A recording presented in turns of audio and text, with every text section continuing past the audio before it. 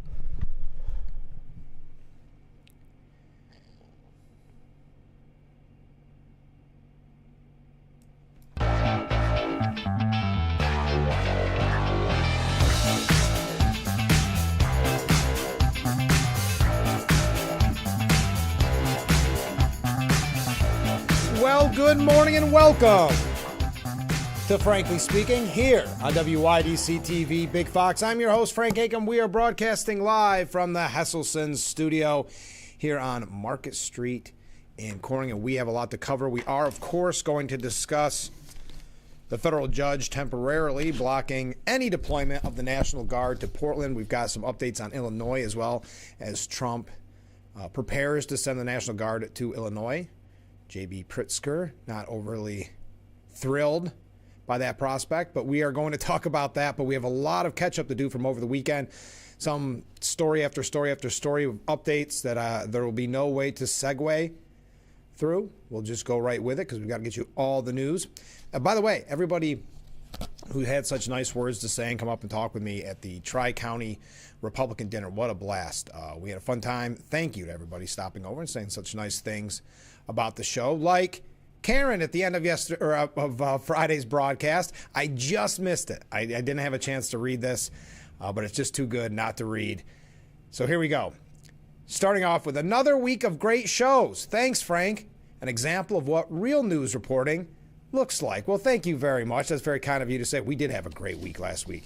And that week, or that greatness continues. How about that? This morning we're going to talk with the Corning Rotary Club about their upcoming Oktoberfest celebration this Saturday. We've got some other guests lined up throughout the week. I'll let you know about that. All right, comment from a different viewer. This coming in late yesterday. Giants and Jets not doing well at this time, 3:30. Anyway, just wanted to say that wouldn't it be not only hypocritical, but funny in a sinister way, that the fake news organizations of ABC, NBC, and CBS moved out of New York because the costs involved were becoming too expensive due to the biased single-party rule here in New York State. Wishful thinking, I suppose. It's got to be a consideration when you start to talk about the cost. Now, of course, we've mentioned the Hollywood freebies that we as taxpayers pay for, where we subsidize, I guess, Saturday Night Live, who will never leave New York. We subsidize all these various television programs with our tax dollars, hoping that they won't leave New York when they never have an intention to leave New York. It's a waste of money. Comment from Mark. Mark writes in this morning, good morning. Well, good morning to you, Mark. Got some great deals at Hesselson's tent sale. Absolutely. Hesselson's, the tent sale, I know is now over. If you missed it, you missed a good one. I got most of my Christmas shopping done. That tent sale, I look forward to it every year. You don't even need to be a hunter necessarily to find great deals. It does help, but there's a lot of nice pullover like vests and long johns, which who can't use long johns? I almost wanted to put some on this morning, even if you aren't a hunter. But yes, the Hesselson's another huge success. So thank you as always to Hesselson's for being the sponsor of our studio, but also for the great deals we all got last week. Oh, and I got a great picture. I'm going to post this here from a viewer. Look at this. Beautiful picture they took of the moon. Now, this is not officially the hunter's moon or the super moon, but it's pretty darn close. What we learned, beautiful picture. Sometimes it's hard to take a picture of the moon. It always looks so beautiful, and then you take the picture and it doesn't work out. Well, the actual peak illumination of the full moon is going to be tonight. The evening of October 6th, look up and be amazed as the full moon is bigger and brighter because it's a super moon. This evening, the moon could appear to be about 30% brighter and up to 14% larger than a typical full moon. This year's October full moon, known as the Hunter's Moon, will also shine as a powerful supermoon. A supermoon occurs when the moon reaches the closest point to its orbit to Earth, making it appear bigger, brighter, and more radiant than a typical full moon. According to NASA, this Hunter's Moon kicks off a rare series of 3 consecutive autumn supermoons, promising an especially striking night sky. So there you are. That was a beautiful picture. But look again tonight to see the full supermoon. Okay. Oh, I thought it was frozen there for a moment. So the federal judge did temporarily block any deployment of the National Guard to Portland. We'll be talking about this more in depth, but because it is a breaking story happening late last night, early this morning, a federal judge temporarily blocked the Trump administration from sending any National Guard troops to Portland, a ruling which came as the administration stepped up its attempts to send out-of-state National Guard troops to the city after the judge earlier denied mobilizing Oregon National Guard troops. Shortly before a Sunday evening hearing prompted by President Trump's mobilization of the California National Guard to Portland, Trump also ordered the deployment of hundreds of Texas National Guard members to Illinois, Oregon, and, quote, other locations in the U.S. U.S. District Judge Karen Emmergut, a Trump appointee, voiced skepticism towards the administration's argument to deploy the National Guard from the state of the hearing, expressing frustration over what she characterized as an apparent attempt to sidestep her original Saturday order. Addressing Deputy Assistant Attorney General Eric Hamilton late Sunday, she said, "Mr. Hamilton, you are an officer of the court. Aren't the defendants simply circumventing my order?" The tense hearing, which lasted less than 30 minutes, saw Emmergut press the Justice Department lawyer, occasionally interrupting him to insist he answer her question directly. So that's your quick update. We're going to dive into it more in depth, what was said, but I wanted to break that story to you this morning if you had not already seen. We've got a couple of media updates we're going to get to. As I said, there's a lot here that there's just no segueing to. A lot of things that I think just pose questions I'd really love to hear your opinions on. First, because this is so rare, and I'm not going to get too in-depth with it, but I think it'll pique many of your interests. I found it, I believe, on Drudge Report this morning. We already know the answer to the question, but because this is coming from the media, I thought, well, it's worth mentioning. Does God exist? Modern science shows he must, according to a best-selling author. A book by two French authors that challenges a long-standing academic consensus is being published in Britain next week. According to a new book, a great reversal is underway. Science, authors argue, and I always have trouble with that word, authors argue over 580 pages, has come full circle and forcefully put the question of the existence of a creator, God, back on the table. Was it ever off? Well, in the science publications, of course, they were skeptical. In a striking challenge to the academic consensus, two French authors argue that the latest scientific theories led to only one logical conclusion: an all-powerful deity created the universe and all life within it. Their argument has already gained traction. The French edition of their book, God, the Science, the Evidence, published back in 2021, and subsequent translations in Spanish, Italian, and Portuguese, has sold more than 400,000 copies. The English edition, which will be published next week, has had an initial print run of 110,000, Just something interesting. You can find that for yourself. Not a surprise on our end, but not something you would normally see in academia. So I thought you would like me to pass that along to you. All right, as I mentioned, there's no way to segue through a couple of these stories, so please bear with me. Here's the question I ask for you. As many of you may have stayed up a little bit late to watch, unfortunately, New England beat the Buffalo Bills. Well, 3 years and $850 million later, did taxpayers get a good deal on the new Bills Stadium? If you are a longtime viewer of this program, when we first started, this was a conversation we were having because it was a major story. But when the deal to pay for the Buffalo Bills Stadium was revealed in March of 2022, supporters said the agreement protected taxpayers' interests while keeping the team in one of the league's smallest markets for decades to come. But critics have pounced on its $850 million in public funding, the largest payout for any National Football League stadium up to that point. Funding from the state and Erie County made up 61% of the cost of what was then a new $1.4 billion stadium in Orchard Park. In the 3.5 years since, however, more than a half dozen other NFL communities have reached or are negotiating new stadium deals of their own. Some will require public investment of over $1 billion, while other teams say they'll be fully financing the stadium construction. At the same time, the price tag for the Bills Stadium, scheduled to be substantially completed in July of 2026, has soared more than $2.1 billion, with the team picking up all the cost overruns. It's dropped the public funding portion of the project by over 20%. If the financial agreement for the new stadium was a Bills draft selection, we would know by now whether the pick was a success or a bust. So it's time to ask the same question. In hindsight, how well has it aged? Neil DeMause, an authority on sports stadium financing and the author of the book Field of Schemes, says, it is no longer as sort of world historically awful. So it's not world historically awful anymore. But I don't know that there's so much as it looks better or the other deals look worse. So your thoughts, good use of taxpayers' dollars, the new Bills Stadium, $850 million in taxpayer subsidies 3.5 years later. Okay, we have a couple of updates on public safety that we're going to get to.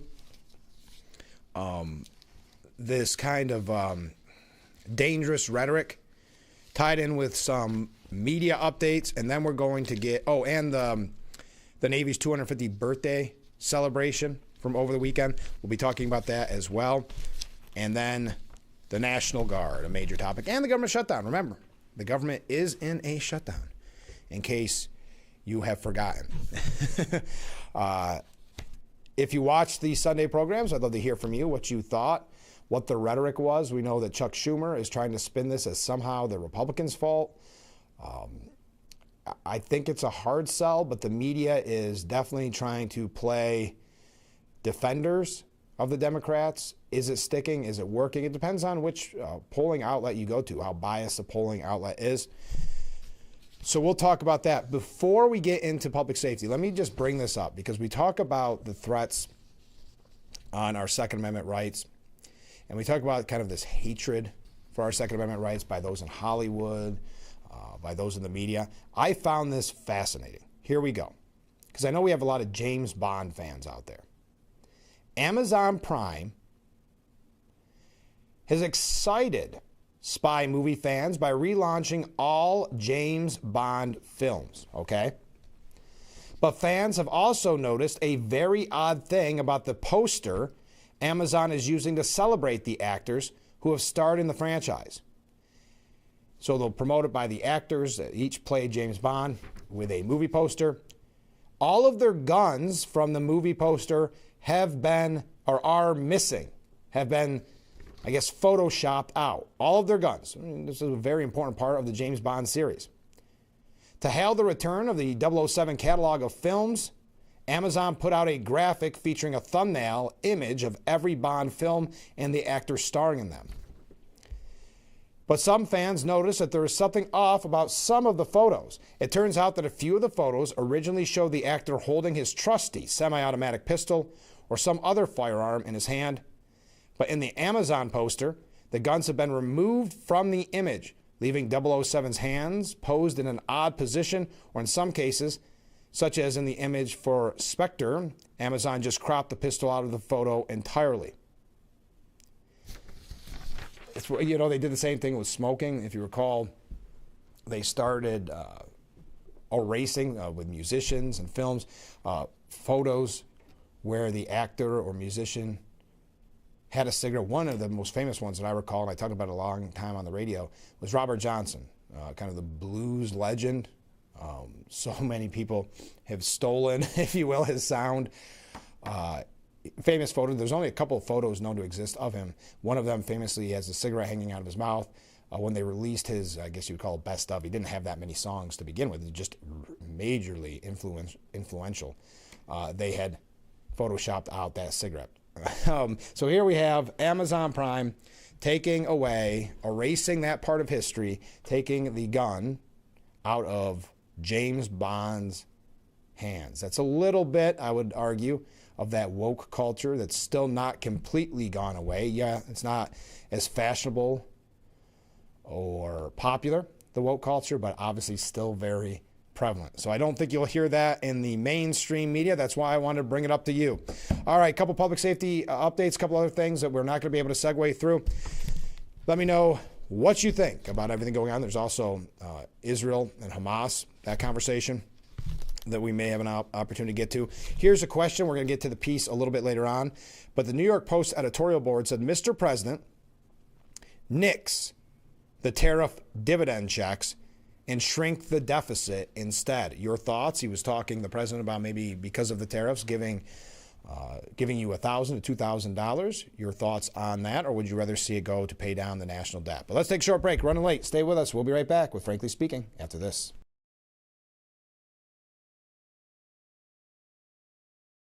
I'm Marianne Crawford.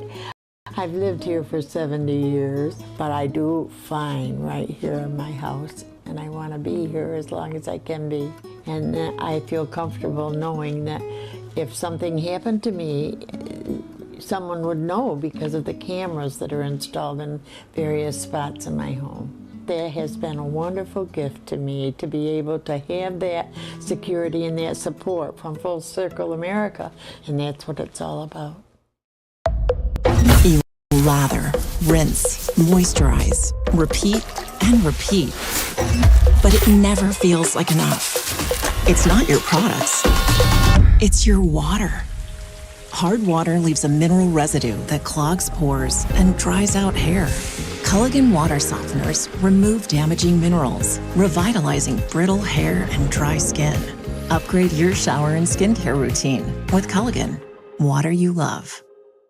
This is a Collector Consumer Alert. Hi, my name is Jared Johnson with SueTheCollector.com. Did you know that repossessions are on the rise in America? If your car, truck, or motorcycle has been repossessed by an agent that broke a lock, assaulted you, or trespassed on your private property, you have rights. Call us for a free case review at 1-877-BAD-REPO.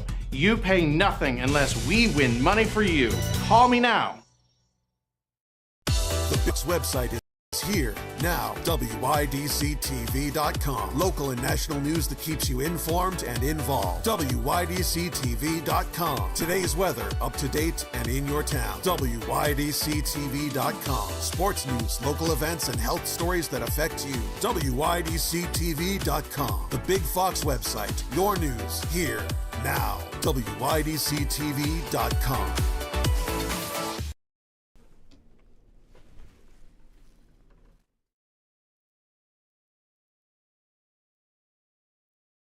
The Frankly Speaking Roof Cam, brought to you by Boss Security in Horseheads. Contact them today for all your business and home security needs. We are back, broadcasting live from the Hesselson's studio. I hope if you are a wine glass marathon runner, I hope you're healing up. I hope you're feeling well. Sounds like it was quite an event here on Sunday. Congratulations to everybody who participated. All right, comment from viewers. Good morning. If the state will build me a new house, I would be willing to support it building the Bills a new home stadium. That's a fair point. Very fair point. Also, shrink the debt in reference to the tariff rebate checks. Instead of a rebate check, shrink the debt. And lower the cost of food and energy. Thank you very much. Okay, this is interesting. You know, if you remember the horrific story of the stabbing of that Ukrainian refugee, Irina Zaruska.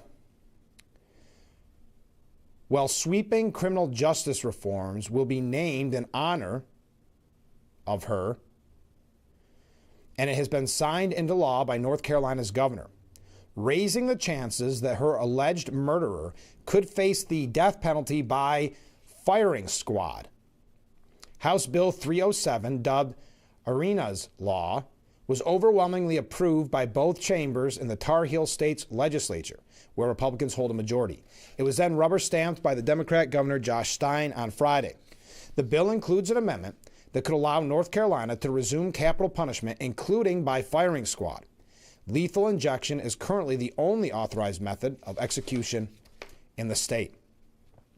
The provision would also bypass legal challenges that have paused execution in the state since 2006. In addition, the legislation would require death penalty appeals to be heard within 2 years of filing. The state currently has 122 inmates on death row. Wow.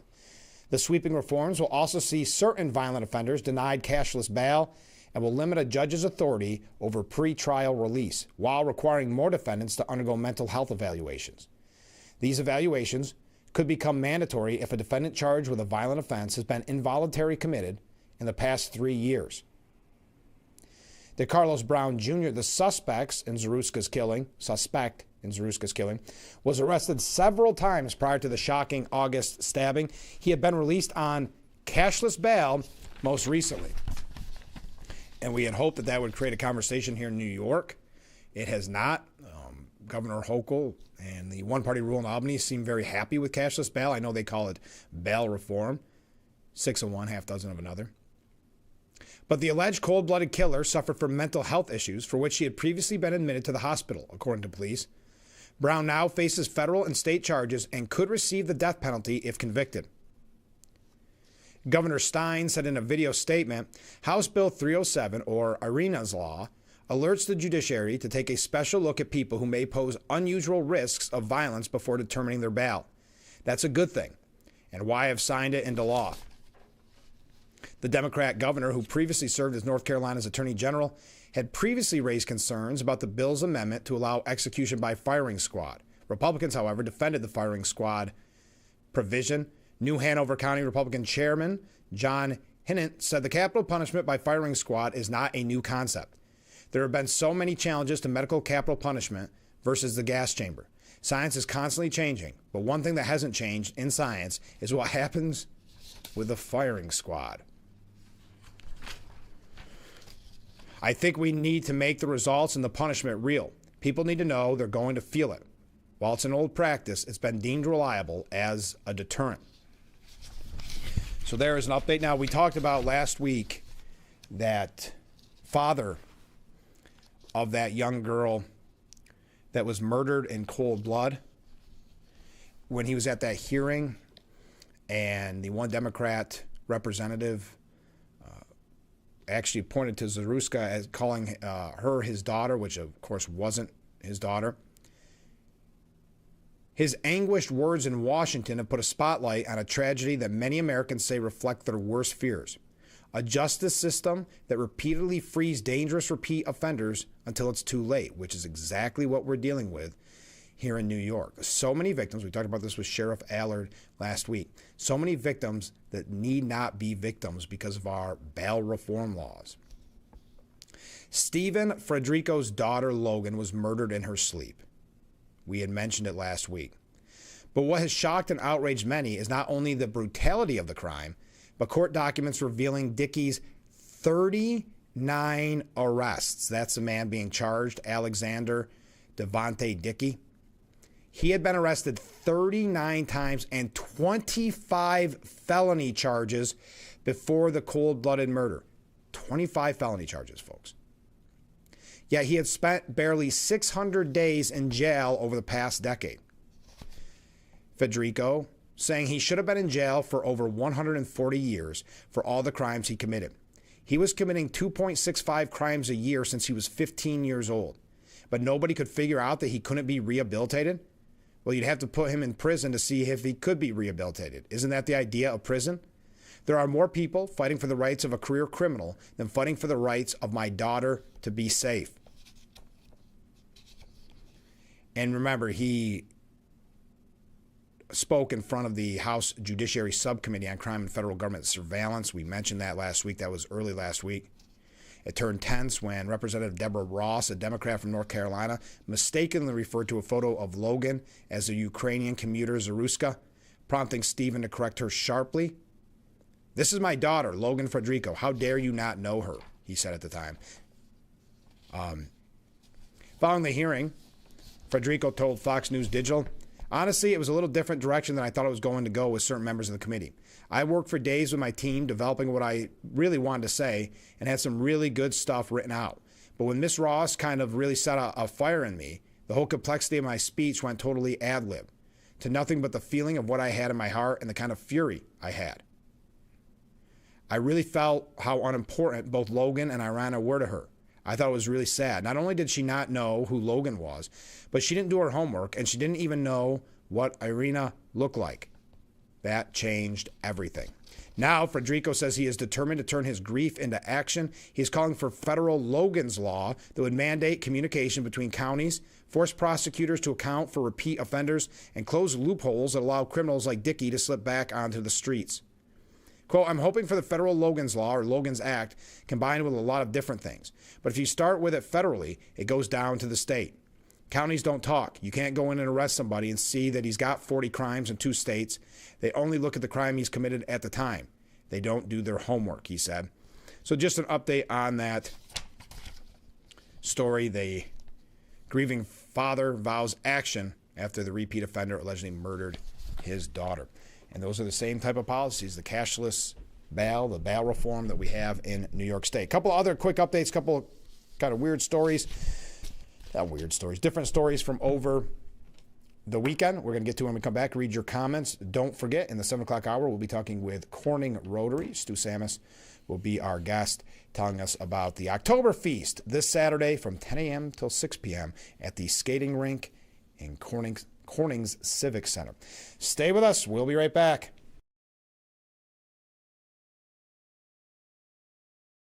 Come explore the magic of Knapp Winery. It's the perfect fusion of wine, food, and panoramic views. This charming destination will delight every palate with a curated wine flight, wine by the glass, or your favorite bottle to share. Some special finds to try are Knapp's iced wine, dry rosé, and Saperavi. While soaking in the view, you may want to enjoy a brunch, lunch, or dinner at the on-site restaurant. Book your experience at Knapp Winery today. We are proud to serve our country, to serve our local communities, to wear the uniform, to be a soldier, to serve abroad when and where duty calls. We are ready to stand with our brothers and sisters to defend, to serve, to fight. We're always ready, we're always there. We are the New York Army National Guard. More, lower prices. Simmons Rockwell. Make car buying simple when you drive your deal at a Simmons Rockwell location near you, where you'll always find more cars at lower prices. In 1954, a loaf of bread was 15 cents, a gallon of gas was 22 cents, and Cutler's Carpet and Flooring opened as a little store with a big red door. For 72 years, we've been your go-to floor covering store. With that kind of longevity, you know we have great service, best selection, best prices, and best installation. Celebrate our 72nd birthday where you get the presents. We've lowered prices on carpet, LVT, hardwood, ceramic tile, and do the home improvements you've been considering. Get your home ready for the holidays with Cutler's 72nd birthday sale. Cutler's, we have a buddy in the flooring business. Your Big Fox, WYDC TV, Elmira Corning.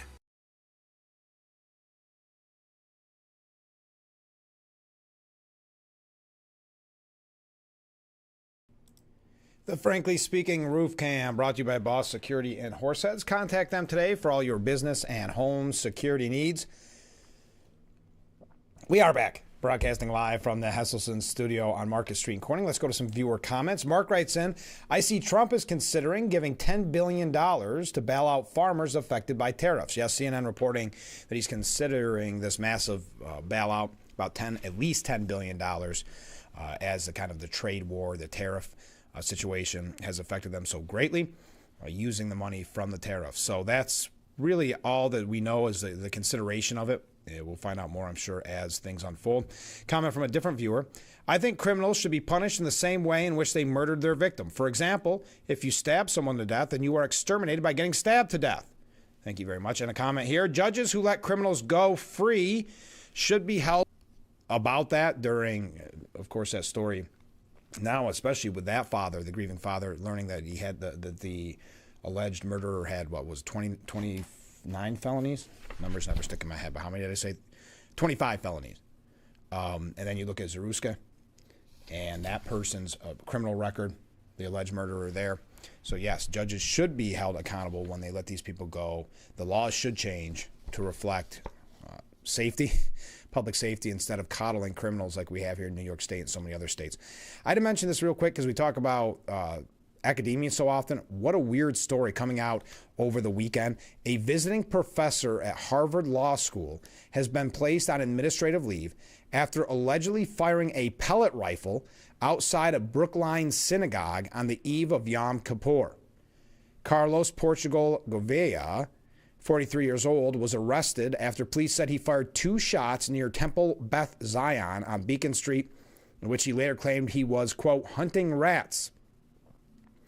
Investigators do not believe that Gouvet was targeting the synagogue, but he was charged in Brookline District Court with illegally discharging a pellet gun, disorderly conduct, disturbing the peace, and malicious damage of personal property.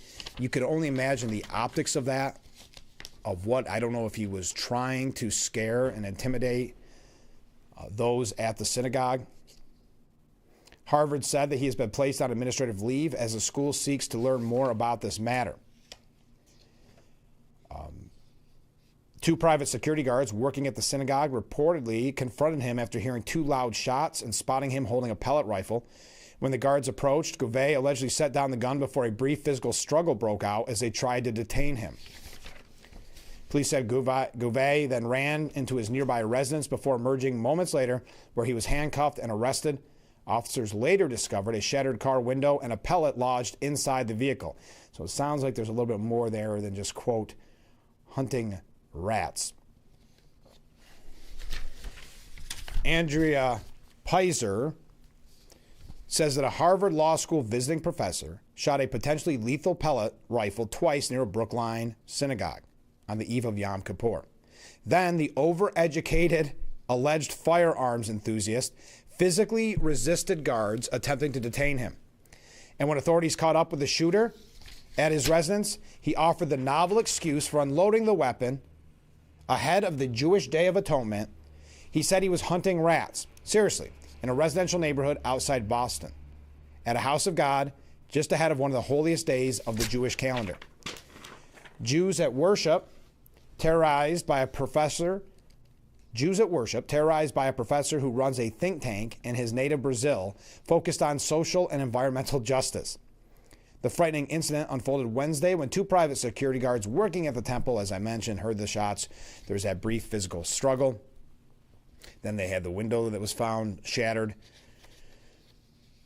Gouvet is a Harvard Law School alumni who earned a doctorate from the university in 2008 and also serves as an associate professor at the University of Sao Paulo Law School in Brazil. He was arraigned Thursday, charged with illegally discharging a pellet gun, disorderly conduct, disturbing the peace, and malicious damage of personal property. He pleaded not guilty to all. Adding outrage to injury, a judge then sent the shooter on his way on his own recognizance. Despite the close call with violence, no bail was set. Gouvet was simply instructed to come back to court in early November. As of now, Gouvet has been fired from Harvard Law. He has not been fired from Harvard Law. He has been placed on administrative leave as the school seeks to learn more about this matter. I suppose the worshiping public will just have to take comfort in the fact that the professor was a lousy shot. Will he be next time? Why aren't Jews adequately protected from potential harm? Synagogue attacks are serious business. On Thursday, 2 men were killed and 3 others seriously injured after a man drove into pedestrians near a synagogue near Manchester, England, and began stabbing people with a knife before being shot dead by police. Meanwhile, the administration of President Donald Trump has accused Harvard of failing to protect Jews and Israeli students from harassment and threatening to withdraw billions in federal funding unless major reforms were enacted. Harvard has countered with a lawsuit challenging the legality of the government's action, even as both sides near a possible settlement.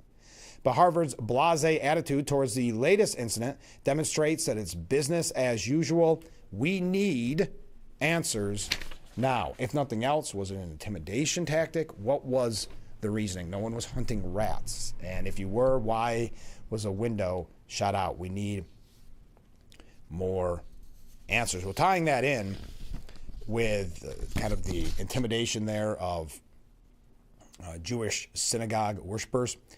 We also have, I don't know if you saw this, we've, obviously with the assassination of Charlie Kirk, so many have called for the toning down of rhetoric. Unfortunately, that has not been the case. In many instances, the rhetoric has only grown from those on the left. This is a little bit different, but I still think worth mentioning. Virginia Democrat Attorney General, hopefully he's running for it, Jay Jones is being pressured to drop out of the race after text messages revealed he apparently fantasized about a Republican lawmaker being fatally shot.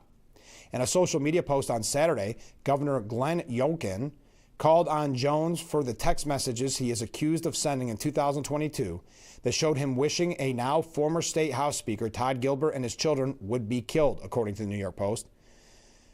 Youngkin wrote, "This violent, disgusting rhetoric targeted an elected official and his children. It is beyond disqualifying." Jane Jones said that Gilbert got 2 bullets to the head and then hoped his children would die. Read those words again. There is no "gosh, I'm sorry" here. Jones doesn't have the morality or character to drop out of this race, and his running mate Abigail Spanberger and Ghazal Hashmi and every elected Democrat in Virginia don't have the courage to call on him to step away from his campaign in disgrace. J.D. Vance, Speaker Johnson have both called on Virginia Democrat Attorney General candidate Jay Jones to withdraw from the race. Vance posting, "The Democrat candidate for Attorney General in Virginia has been fantasizing about murdering his political opponents in private messages. I'm sure the people hyperventilating about sombrero memes will join me in calling for the very deranged person to drop out of this race." Yeah, I understand that Hakeem Jeffries was complaining about that more over the weekend. Speaker Johnson adding, "These text messages are plainly disqualifying for anyone who aspires to public office. There's no conceivable justification for wishing violence against a political opponent and their children. Mr. J. Jones should immediately withdraw his candidacy, save himself and his party from further embarrassment, and take some time to reflect." Now, in a Truth Social post, Trump referenced that report about those text messages when he endorsed the GOP candidate for Attorney General. Where's the exact here? "It has come to my attention that radical left lunatic Jay Jones, who is running against Jason Miyares, the great Attorney General in Virginia, made sick and demented jokes, if they were jokes at all, which were not funny, and that he wrote down and sent around to people concerning the murdering of a Republican legislator, his wife, and their children." Trump continued to criticize the Democrat gubernatorial candidate, Abigail Spanberger, for being weak and ineffective and refusing to acknowledge what Jones had done. Every Democrat, even Democrats, are saying it is resignation from campaign territory. Democrat Jay Jones should drop out of the race immediately, and the people of Virginia must continue to have a great Attorney General in Jason Miyares, who, by the way, has my complete and total endorsement. Jason will never let you down. That's a quick update on a story, and this is going to tie in. We're going to go back-to-back, piggyback here on just a couple things about the Democrat Party. We are going to talk, and a little bit here about the media, 6 of one, half dozen another, of course. But then we're going to talk about the Navy's 215th birthday celebration, and then, of course, the National Guard. As a judge, no surprise, a judge has temporarily blocked the use of, National Guard troops in Portland. We'll be talking about that later on. Stay with us. This is Frankly Speaking.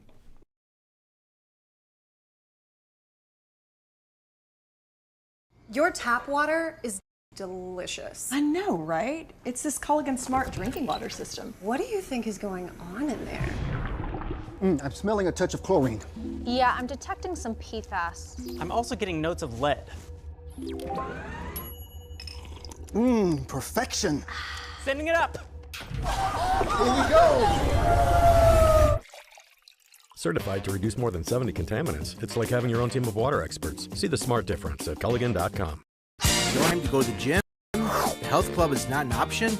Come to Hesselson today and see why swim spas and fitness systems can fit into anyone's yard and budget. 12-foot, 14-foot, 15-foot, 18-foot dual temperature hot tub and swim spas are all on display in Hesselson's indoor and outdoor showroom. Try before you buy. 0% interest-free financing options are available on every Hesselson swim spa. Swim and exercise year-round and start making every day better. After 70 years, it's still fun to poke in the corners at Hesselson's. When you're on, don't forget to visit our Facebook page at Big Fox News. Catch up on news from the Twin Tiers. Vote on the daily question and hear about local events. All on Facebook.com/Big Fox News.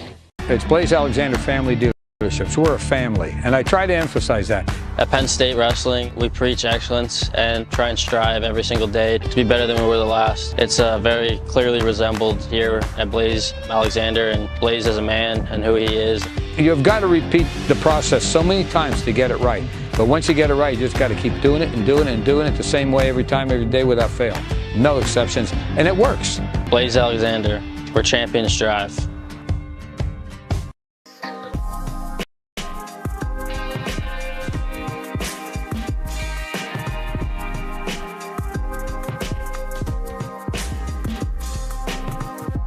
Devontae Brown.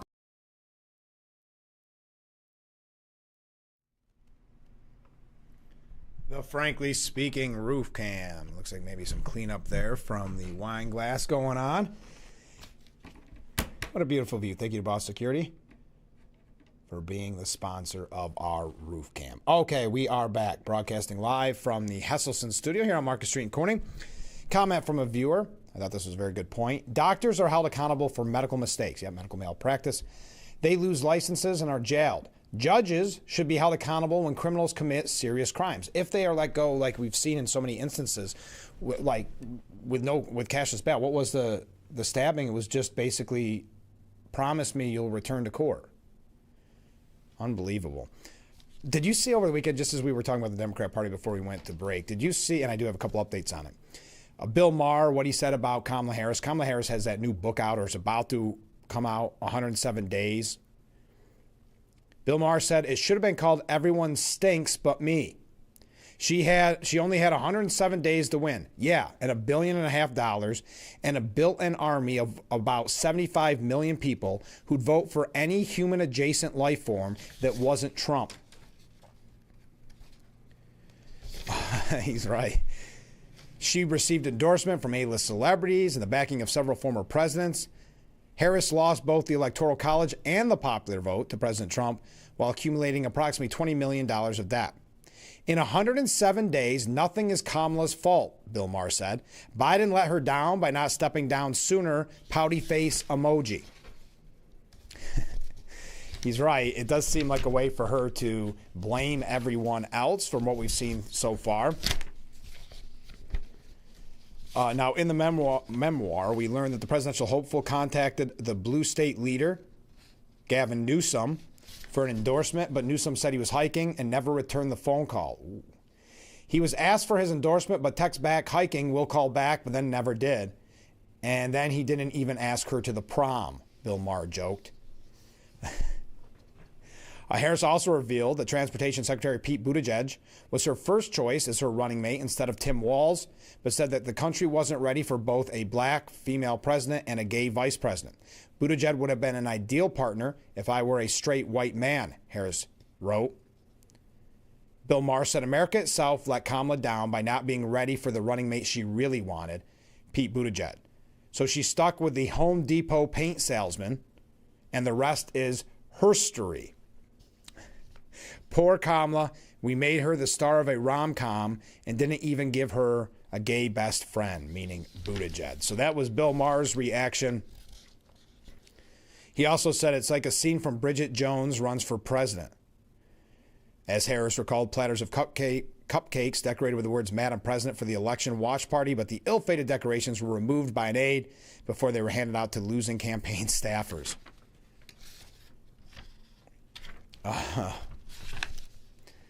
The host also chided his own talk show television colleagues at The View for being quiet about Jimmy Kimmel's 3-day suspension.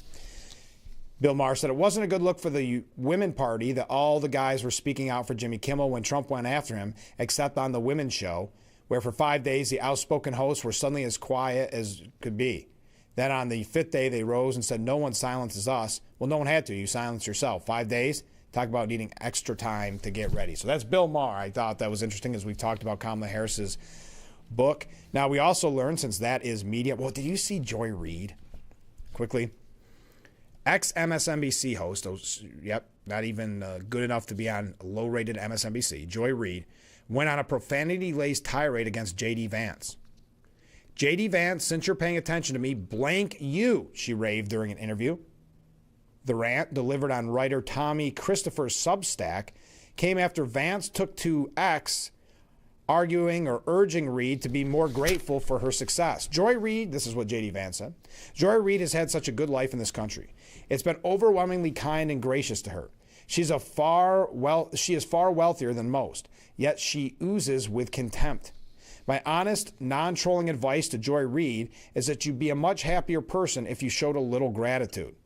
So that's why Joy Reid said blank you to J.D. Vance. I don't want to go through all this. what Reed said because she's not really relevant. So it's not really necessary. It's just this idea that everything is cussing and, of course, calling him a racist blank, believing that black people are given opportunity by white people. I guess that's what she took away from that comment. There's no wonder. Well, she said, so you can't accept that my mother, who became a PhD-holding college professor, earned her opportunity to be a professor. You know, that someone white gave her that opportunity. You know, Charlie Kirk's version is she stole from somebody white. Wow, the idea that they have to bring up Charlie Kirk goes to show you how really full of hatred they are. We've got a couple other media updates, and then we are going to get into, there's so much to get to. I pose the question again, nix the tariffs, the tariff dividend checks, and shrink the deficit instead. That's what the New York Post says. What are your thoughts? Keep those comments, keep those waves coming in, and we'll be right back with Frankly Speaking here on WYDC TV, Big Fox.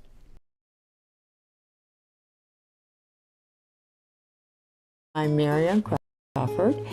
I've lived here for 70 years, but I do fine right here in my house, and I want to be here as long as I can be. And I feel comfortable knowing that if something happened to me, someone would know because of the cameras that are installed in various spots in my home. That has been a wonderful gift to me to be able to have that security and that support from Full Circle America, and that's what it's all about. In 1904, a loaf of bread was 15 cents, a gallon of gas was 22 cents, and Cutler's Carpet and Flooring opened as a little store with a big red door. For 72 years, we've been your go-to floor covering store. With that kind of longevity, you know we have great service, best selection, best prices, and best installation. Celebrate our 72nd birthday where you get the presents. We've lowered prices on carpet, LVT, hardwood, ceramic tile, and do the home improvements you've been considering. Get your home ready for the holidays with Cutler's 72nd birthday sale. Cutler's, we have a buddy in the flooring business. If you have one regularly used hair relaxers or straighteners and were diagnosed with uterine, ovarian, or endometrial cancer, you may be entitled to significant financial compensation. I've used hair relaxers for years. I had no idea they could cause cancer. Chemical hair relaxers and straighteners have been linked to serious conditions, including several types of cancer. If you used hair relaxers and have been diagnosed with uterine, ovarian, or endometrial cancer, call us now. There's no fee unless we win your case. Call today. The Frankly Speaking Roof Cam brought to you by Boss Security and Horseheads. Contact them today for all your business and home security needs. We are back broadcasting live from the Hesselson studio. I just saw that the Nobel Peace Prize winner will be announced this Friday. Do you think Trump's name is on that list? You know my thoughts on this if you watch the program. That no, he will not be considered.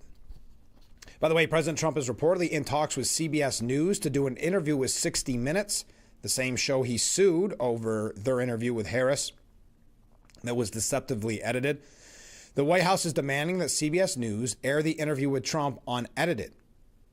Bill Whitaker, the 60 Minutes correspondent who conducted the Harris interview that led to the parent company Paramount paying Trump a $16 million sum to settle the lawsuit, will handle the segment with the president. White House officials initially discussed a sit-down last Friday while Trump was in New York for the UN General Assembly and the Ryder Cup, but the timetable slipped due to the president's schedule, according to Semaphore. The Post has sought comment from the White House and parent company Paramount Skydance. CBS News declined to comment. So that'll be an interesting one. We look forward to seeing what that sit-down interview with 60 Minutes will look like. I'm sure it will not be with kid gloves like the Harris interview. Also, since we're talking media, Turning Point USA, Charlie Kirk's organization, their spokesman, Andrew Colvett, said he's relieved that Jimmy Kimmel is back on the air, not because he agrees with the ABC hosts, but because he believes cancellation would have made the liberal comic a martyr. Now remember, Jimmy Kimmel's trying to blame quote-unquote MAGA for the assassination of Charlie Kirk. He's never apologized. He had, 3 days, basically a long weekend off. And this is somehow still relevant, but I agree with Andrew Colvett from Turning Point that it would have made him a martyr. I don't want Jimmy Kimmel to be a martyr. He doesn't deserve it. He's a liar. He's an unrepentant liar. But he should not be considered a martyr by anyone. Colvett said that some of the messaging from the FCC was well-intentioned, but muddied the water and allowed liberals to rally around Kimmel in the name of free speech. I would agree with that. What I hope happens is that this has so tarnished his legacy and his trust that's held by the audience that this is going to work itself out over time. It's important when people lie, and they lie in that type of setting and that platform about such a huge event, that there are real consequences. And I think the best consequences would be that people just tune out. People refuse to watch a liar on TV, and that when the ratings come up and the P&L statement, profit and loss, ABC reviews it, and they just say, hey, this isn't worth continuing. When that happens, I don't think he's going to be able to blame us for it. I think he's just going to have to blame himself and his own choices. And when that happens, I'm not going to be sad about it, Colvett said.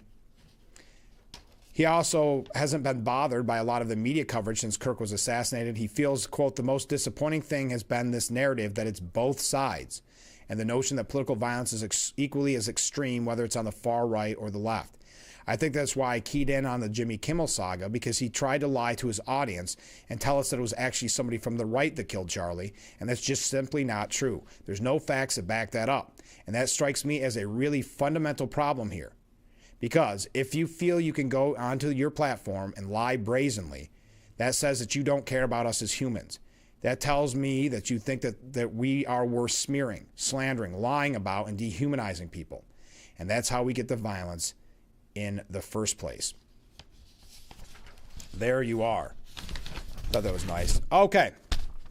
Again, the question, well, we'll get to it when we come back on. That'll be the next thing.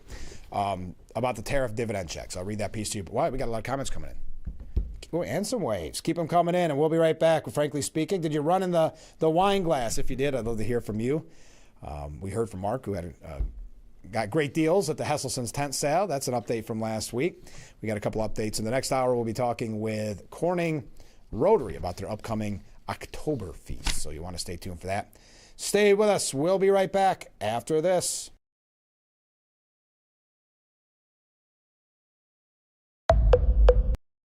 You lather, rinse, moisturize, repeat, and repeat. But it never feels like enough. It's not your products. It's your water. Hard water leaves a mineral residue that clogs pores and dries out hair. Culligan water softeners remove damaging minerals, revitalizing brittle hair and dry skin. Upgrade your shower and skincare routine with Culligan, water you love.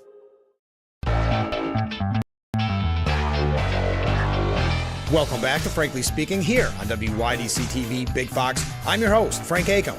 And how can we help like that in our small businesses, not to sound cliche, but are the backbone of our community? Let's talk about we. Thanks, as always, to you, the viewers, for sending in your texts and your voicemails. Now we go to a comment.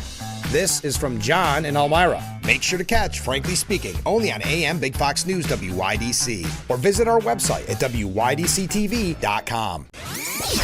The Fox Sports app isn't just any sports app. It's your sports app. For the touchdown! Yeah, yours. Your teams. Your highlights. Your scores. Your stories. Just choose your favorites to get more of what you want. To the end zone! And of course, stream your teams live. The best part is free with your pay TV subscription. Grab your The Frankly Speaking Roof Cam, brought to you by Boss Security in Horseheads. Contact them today for all your business and home security needs. We are back, broadcasting live. Wrapping up hour number one, Mark writes in, as far as Kamala Harris, she or any Democrat had no chance to win the election, as Americans were sick of being broke. And don't forget, Republicans were called garbage. That struck with me. Yeah, a lot of horrible, horrible names. You're exactly right. I'm with you. I don't think it would have mattered who else they picked. But man, Kamala Harris was a bad pick. But the voters had no say from the Party of Democracy. Coming from a different viewer, just curious, daylight savings time or not? Well, if you're asking me, will we have to change our clocks? Yes, we will. Nothing's been done. I would love to see set it and forget it. I would love to see it go away myself, personally. I know the language is a standard time, whatever. You know what I mean. I don't even care if we meet in the middle and do a half an hour and then just call it a day, or if we do the full hour. But yes, I'm over daylight savings time, or we'll put it as the switching of the clocks, the time change. I'm very much over that, like so many others, but I don't think for whatever reason it's going to go anywhere. I hope I'm wrong, but it always normally happens when people are tired those first couple of weeks after, and then, or their whole system has changed. And that's when you normally hear politicians say, we have to change it, and then nothing's done. I don't know if it's because we forget after a little while or if it's just not an issue they deem worth taking up. But I'm not a big fan of it, the time change. Your thoughts? Coming from Ken. Ken writes in, I laugh like heck when Brennan was interviewing Chuck Schumer on Deface the Nation. Schumer said that Mike Johnson is just pushing fake lies regarding the government shutdown. I'm not a wordsmith, but wouldn't a fake lie be a double negative and actually mean Johnson was telling the truth? Yeah. It would, right? I assume Schumer is proud of himself pushing real lies. That's a very good point. Yes, I see Chuck Schumer. Well, he's trying. He's trying to be the face of the resistance. He's got to be seen as fighting. He knows that a government shutdown is not good for him and his party, but it's more about him, right? He's worried about apparently a primary and running again, but also he's worried about popularity. Here's a guy that's always had pretty high polling numbers, always been someone the media and others go to as a leader. And then when they started talking about taking away his leadership position because he caved, in their mind, the last time on the government shutdown, he doesn't like having poll numbers that are at 20-year, 30-year lows. So he's trying. I don't think he's successful, but he's trying. All right, as we wrap up, I know I've been bringing it up all morning. This is what the New York Post, wrap-up hour number 1, what the Post said. As if President Joe Biden's COVID stimulus checks weren't bad enough, his successor is floating the idea of tariff rebates when Uncle Sam is already $37 trillion in the hole. President Trump, whose 2020 checks at least had the justification of keeping the economy going despite the lockdowns, last week said he considered $2,000 tariff dividend checks for every American family since tariff revenues are going to be over $1 trillion a year. At least he also said that paying down the national debt is the number one priority. In some very different world, tariff rebates might make some sense, but the recent precedent already have the nation started down the road of every new pres sending out free money checks. That's a habit Washington must break. We'd let the president's latest musing pass, except he said it before after the Treasury took in $64 billion in tariff revenue during the first 3 months since Liberation Day. And that followed talk of a Doge dividend, which happily has since died out. But cynical politicians across America have seized on the gimmick. As, for instance, here in New York, Governor Hochul is sending out checks of $400 to families on the theory it will help her win re-election next year, even as the state is staring at a multi-billion-dollar budget hole starting next year. Bribing the voters with their own money is an insult, of course, and bribing some of them at the expense of other taxpayers is a recipe for ruin. In D.C. or Albany, any and all found money should go to paying down debts run up in spending sprees of the last 5 years, or to cutting the tax rates that are still too high. Trump's already addressing the affordability crisis with pro-growth policies to let Americans earn more and to lower their energy bill. Keep that up, sir. You move us toward a future where every fewer people need government checks to get by. I think it means where fewer people need government checks to get by. So your thoughts on that as we wrap up. Hour number 1, stay with us. Hour number 2, mere moments away. We're going to hear from the Corning Rotary Club here in just a little bit. Stay with us.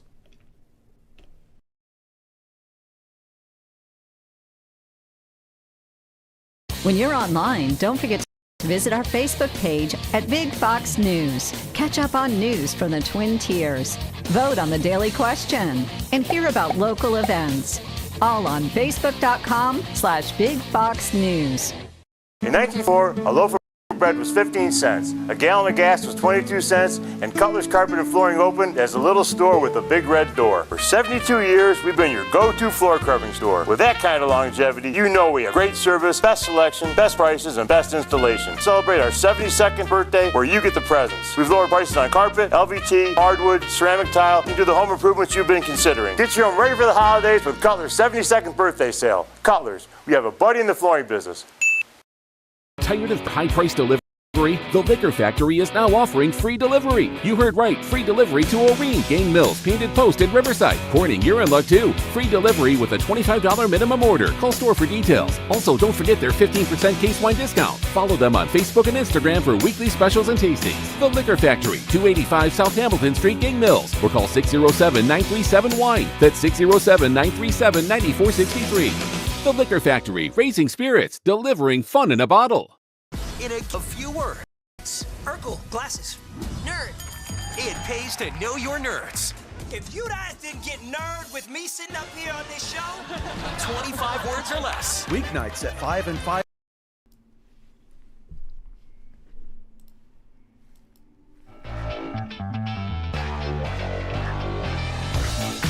And welcome to hour number 2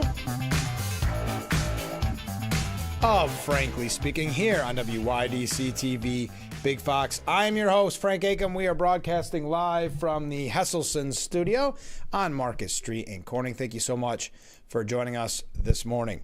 All right, as I said, the Corning Rotary will be joining us in a little bit. Oh, I know I've been doing this. We've been receiving some donations. If you would be so kind, we'd really love to have you help us on the Big Fox team with our Walk to End Alzheimer's, which takes place this Saturday. We're raising funds right now, and we're doing very, very great because of you, the viewer. But if you haven't had an opportunity, I'm going to promote this all week because we're really proud of what we accomplished last year, receiving that medal, champion medal there. I know I keep showing it.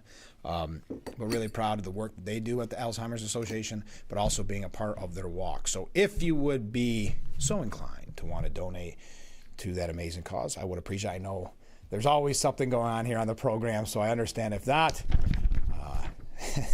And I know we'll have the Salvation Army Telethon in a couple months, but I do appreciate everybody who donated. And the team right now is myself. You can see them both there on the Big Fox on that website.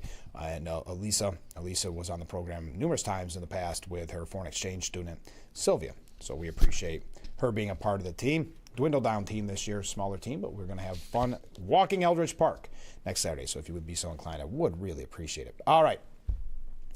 Trump promises across-the-board pay raises for the U.S. military while celebrating the Navy's 250th birthday. The U.S. Navy always stands for America. And as your commander-in-chief, I will always stand for you. I promise you that. And I want you to know that despite the Democrat-induced shutdown, we will get our service members every last penny. Don't worry about that. It's all coming, and even more because I'm supporting the across-the-board pay raises for every sailor and service member in the United States Armed Forces. Needless to say, that received quite a roar from the crowd, coming just days after Trump told top generals that all military personnel would receive a 3.8% raise. We're going to be building lots of ships and doing a lot of things that you haven't seen happen for 35 years, he said. We'll soon revitalize our shipyards with hundreds of millions of dollars in new investments and new people coming from all around the world, and they're going to build ships in America. We want them built in America. He said it will happen only after Democrats stop giving all of our money to illegal aliens. That's in reference to the shutdown. He also called Democrats a little gnat on your shoulder called the Democrats. So promising a pay raise and that they would get every last penny.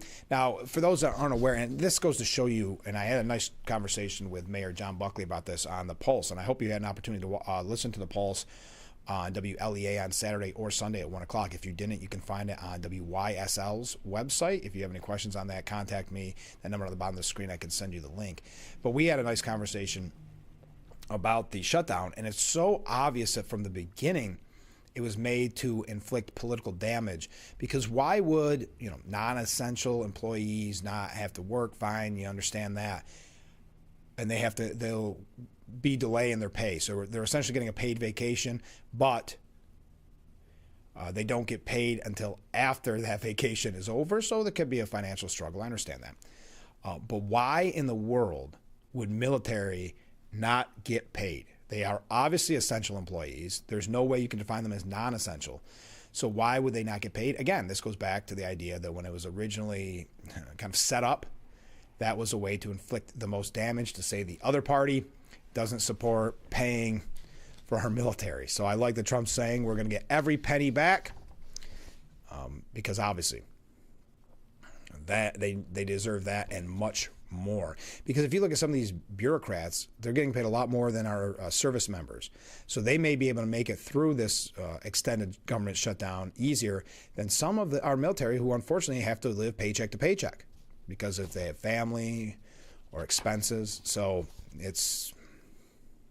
goes to show you the politicalized nature of the shutdown from day one, from way years ago when it first started happening. War Secretary Pete Hegseth addressed a lively audience of U.S. Navy sailors for the branch's 250th anniversary, where he emphasized an America first and peace through strength military and blasting diversity, equity, and inclusion. He began his remarks to thousands of sailors at the Naval Station Norfolk, the world's largest naval station with over 82,000 active duty military on base and over 29,000 civilians.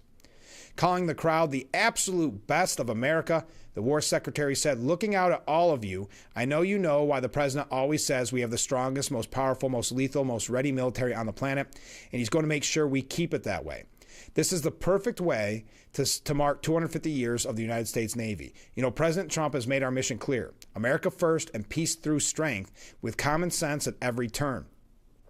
At the War Department, it is the War Department, we're committed to that mission of peace through strength. And for the Navy, that means sailors, more subs, more ships, and more munitions for all of them. Navy and the Marine Corps embody the resilience of our country. Nobody in the world does it better than the United States Navy." He went on to blast DEI mantras like diversity is our strength. "You're not civilians. You are different. Sailors, SEALs, Marines. You are set apart for a distinct purpose. Your diversity is not your strength. Your strength is your unity of purpose, your shared mission, your love of country, generation after generation, battle after battle, ship after ship, sailor after sailor. You have set the tone." He went on to reference John Paul Jones, the Scottish-born naval officer who is also known as the father of the American Navy. The story began with John Paul Jones when he declared, "I have not yet begun to fight. Today we have a commander-in-chief who fights for all of you and fights for our country every single day. The commander-in-chief who guarantees that you, the war fighters, have everything you need on the high seas to deter our enemies and, if necessary, win overwhelmingly. We have a president who appreciates your dedication. He appreciates your service, your sacrifice, and that of your family as well. As I always tell every single service member, every sailor I see, he has your back." So war fighters, on behalf of everyone at the Department of War, thank you. Thank you for your commitment to America's Navy. You stand the watch 250 years later. God bless you, and may God bless our great republic. God speed. Now, Charlemagne, and he comes up a lot. He's a radio host. He comes up a lot, and you never know. You know, sometimes he's far left. Sometimes he, gives the benefit of the doubt to Republicans. I thought this was interesting. He is a liberal podcaster. There's no doubt. I don't think anything's changed there. But every once in a while, he'll agree with something, the Republicans do. It's rare. But on a recent podcast called Brilliant Idiots, co-host Andrew Scholes and Charlemagne said he is 100% on board with ending fat generals. Quote, "I agree with Pete on the fat admirals and generals, though," Charlemagne said. "I don't want no fat admirals and generals." Schultz said there's one standard. It's not amended with a standard. It's just one standard. And Charlemagne said you can't have the strongest military in the world and not look the part, bro. There you go. So not everybody is totally against it. All right, let's talk about the Texas National Guard troops being sent to Illinois as anti-ICE protests continue to rage. J.B. Pritzker not overly happy about this. The governor now, he started off with some this is early on in the resistance, very nasty rhetoric, violent type rhetoric, because he wants to run for president. That's clear, crystal clear. So he wants to be seen as resistance, and that's why he said, because to win a primary in the Democrat Party, you're going to have to be very extreme. Look at Mamdani. You're going to almost have to be a socialist. You're going to have to say horrible, despicable things about Trump and MAGA, even borderline on violent rhetoric. But I'll continue with what's happening. President Trump is deploying 400 Texas National Guards to Illinois, Oregon, and other states as swarms of anti-ICE protesters continue to clash with federal agents.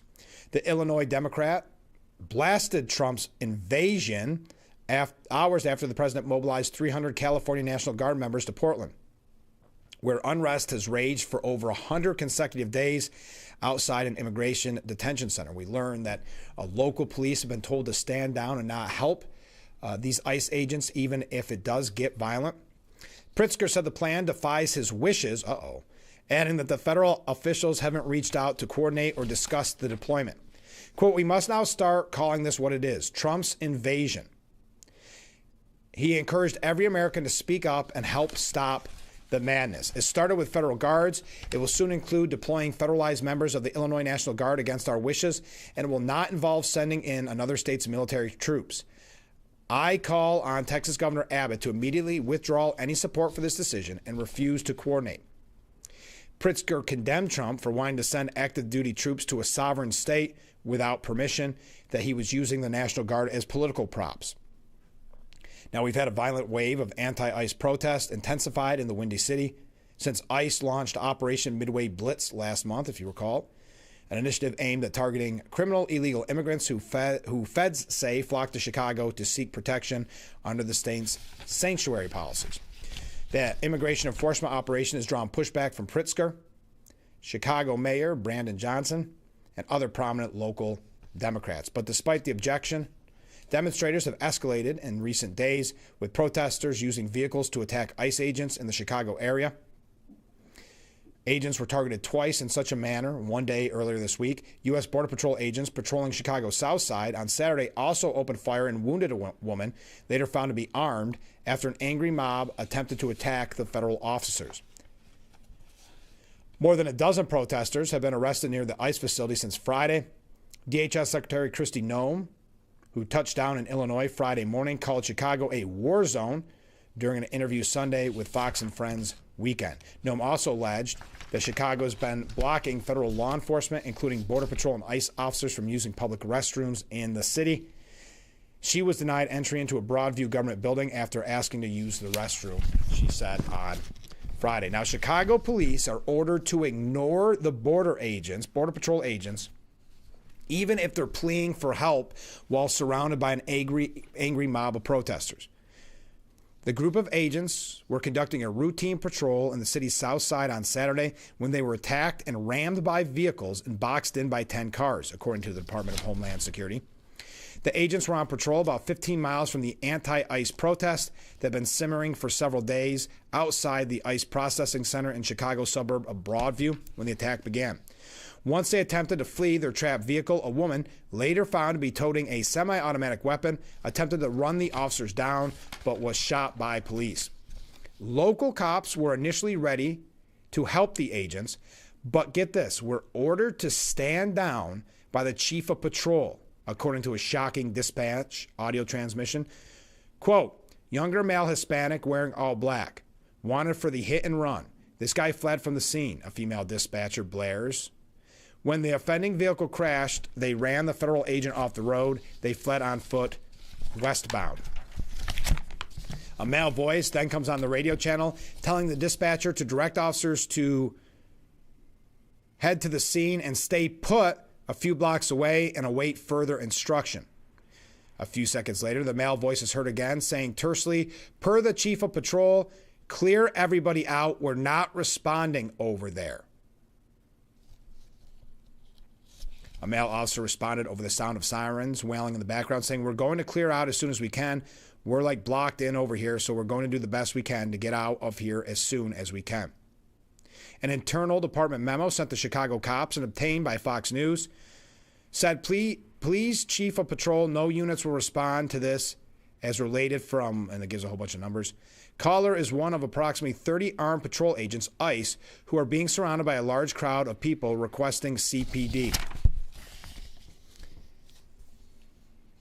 The Chicago Police Department disputed the claim, saying its officers were on the scene. To clarify misinformation currently circulated, CPD officers did in fact respond to the shooting scene involving federal authorities on Saturday to maintain public safety and traffic control. The Chicago Police Department will always respond to anyone who's being attacked or is under the threat of physical harm.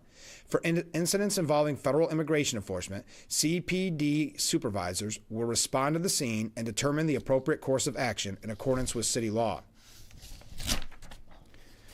sounds as if. Well, Kristi Noem said today in Chicago, members of our brave law enforcement were attacked, rammed, and boxed in by 10 vehicles, including an attacker with a semi-automatic weapon. Now, the National Police Union calls Chicago's refusal to help ICE agents a shocking violation of their duty. President of the National Fraternal Order of Police and Illinois State FOP expressed shock at reports that the Chicago Chief of Patrol directed officers not to assist U.S. Immigration and Customs Enforcement as they were surrounded by protesters on Saturday. Quote, details are still emerging, but it appears that officers from the Chicago Police Department were ordered not to assist a group of ICE agents while they were physically threatened by what appeared to be an angry mob. Let me be clear, both the National FOP and the Illinois FOP believe that when an officer calls for assistance, you answer no matter what. So there we are. I have to take a short break. I realize I'm running late. We've got the Corning Rotary coming up a little bit later on, so stay with us. We'll be right back with Frankly Speaking here on WYDC TV, Big Fox.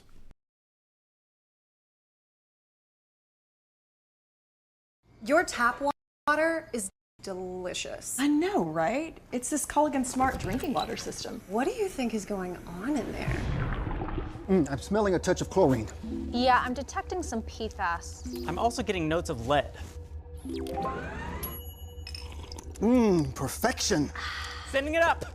Here we go. Certified to reduce more than 70 contaminants. It's like having your own team of water experts. See the smart difference at Culligan.com. Hi, this is Till, owner of Hesselson's in Amara Heights. At Hesselson's, we care about your well-being and overall health, whether it's relieving stress, muscle recovery, increasing circulation, or just revitalizing the body. Hesselson's now has 2 complete line of infrared and traditional rock saunas in our new and expanded showroom. Come in today and see why owning a sauna is a start of your new healthy lifestyle. Hesselson's is still locally and family-owned and operated in Elmira Heights. After 70 years, it's still fun to poke in the corners at Hesselson's. This isn't your library. Create with the 3D printer. Release your inner audio engineer or sewing machine rentals, all with your library card. Go to getyourlibrarycard.com today. Welcome back to Frankly Speaking here on WYDC TV, Big Fox. I'm your host, Frank Acom. And how can we help like that in our small businesses, not to sound cliche, but are the backbone of our community? Let's talk about thanks, as always, to you, the viewers, for sending in your texts and your voicemails. Now we go to a comment. This is from John in Elmira. Make sure to catch Frankly Speaking only on AM Big Fox News WYDC or visit our website at WYDCTV.com. Football's newest show breaks down all things NFL. GMFB Overtime. Check out top highlights, player interviews, special guests, and everything in between. 5 days a week. GMFB Overtime. It's football for everyone.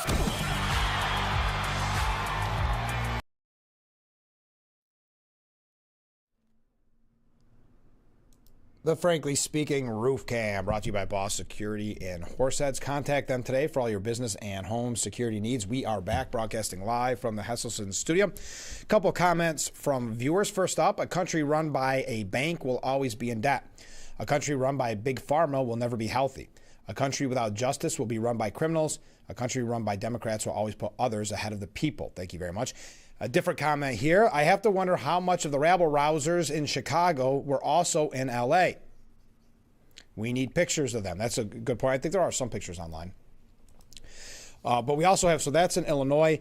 In Portland, a federal judge, as I mentioned earlier at the 6 o'clock hour, a federal judge blocked Trump's efforts to deploy National Guard troops into Portland in a late-night decision on Sunday. Karen Immergut, the U.S. District Judge, ruled the action was unlawful and unconstitutional, issuing an emergency temporary restraining order to halt the deployment of California's National Guard. The order also bars the use of troops from any other state or Washington, D.C. So that was breaking yesterday. Miranda Devine, I know I've already got to go to another break, but Miranda Devine said a federal judge issued a temporary restraining order blocking, one was Saturday, one was Sunday. This one on Saturday was an Obama-appointed district judge, Michael Simon. He was convicted by lawyers, or was convinced by lawyers for Oregon State that the attacks were peaceful. This flies in the face of footage from Fox News and citizen journalists chronicling violence every night as Antifa mobs hurl rocks at federal agents and their vehicles, assault journalists, and block traffic while Portland police stand by.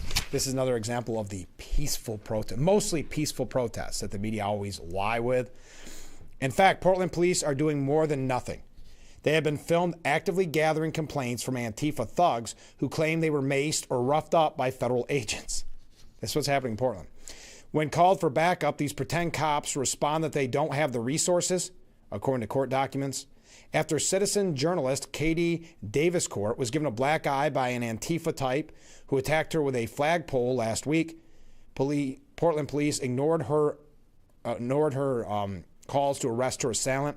But the next night, they arrested her colleague, Nick Sorter, and charged him with disorderly conduct after he got into a one-sided scuffle with an aggressive group of Black Bloc militants who pushed him to the ground and broke his camera. After spending the night in a cell, Sorter told Fox News that the Portland jail was weirdly empty because they don't actually arrest criminals around here, just people like me that report on what's actually happening on the ground. If what I was doing was disorderly, what do you call people with megaphones at 3 a.m. lighting fires in the middle of the street? Under orders from the Democrats who run the city, there's no question that Portland cops are taking sides against the federal government, even as Homeland Security Secretary Kristi Noem has revealed that her officers are being treated with doxing campaigns, or threatened with doxing campaigns, and even $10,000 bounties to kill them. This is why President Trump ordered troops in Portland. He has now bypassed Judge Simon's ruling by deploying California National Guard troops instead, only to prompt yet another Democrat lawsuit, this time from Governor Newsom. It shouldn't be this hard for the president to do the job the American people voted him to do, but that's what these activist judges have become. I know Gavin Newsom was taking like a victory lap on this, again, showing that they're on the side of the criminal and the rioters and the people that are destroying property. J.B. Pritzker's shown it, Gavin Newsom, and others, while Trump is saying, I was voted by the American people overwhelmingly with the popular vote, the Electoral College, and I'm here to protect public safety. And the Newsoms and the J.B. Pritzkers of the world are saying that they are happy to be on the opposite side of that. Now, when we come back, we're going to hear from Corning Rotary. We look forward to talking with them about their upcoming October feast. We do have a couple New York State issues. We're going to probably have to rush through some things as we normally do because we're already running short on time. But I do want to talk government shutdown, not that there's a lot there. A few things here about Mama Donnie and some other issues if we have the opportunity. Keep those comments, keep those waves coming in. And we will be back with Frankly Speaking right after this.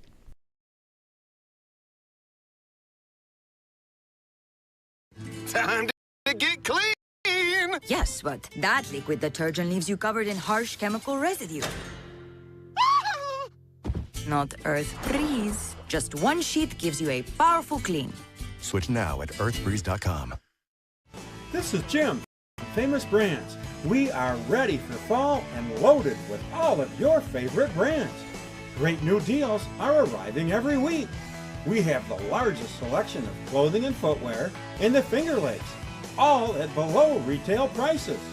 Famous Brands, downtown, Watkins Glen, where you're always looking good for less.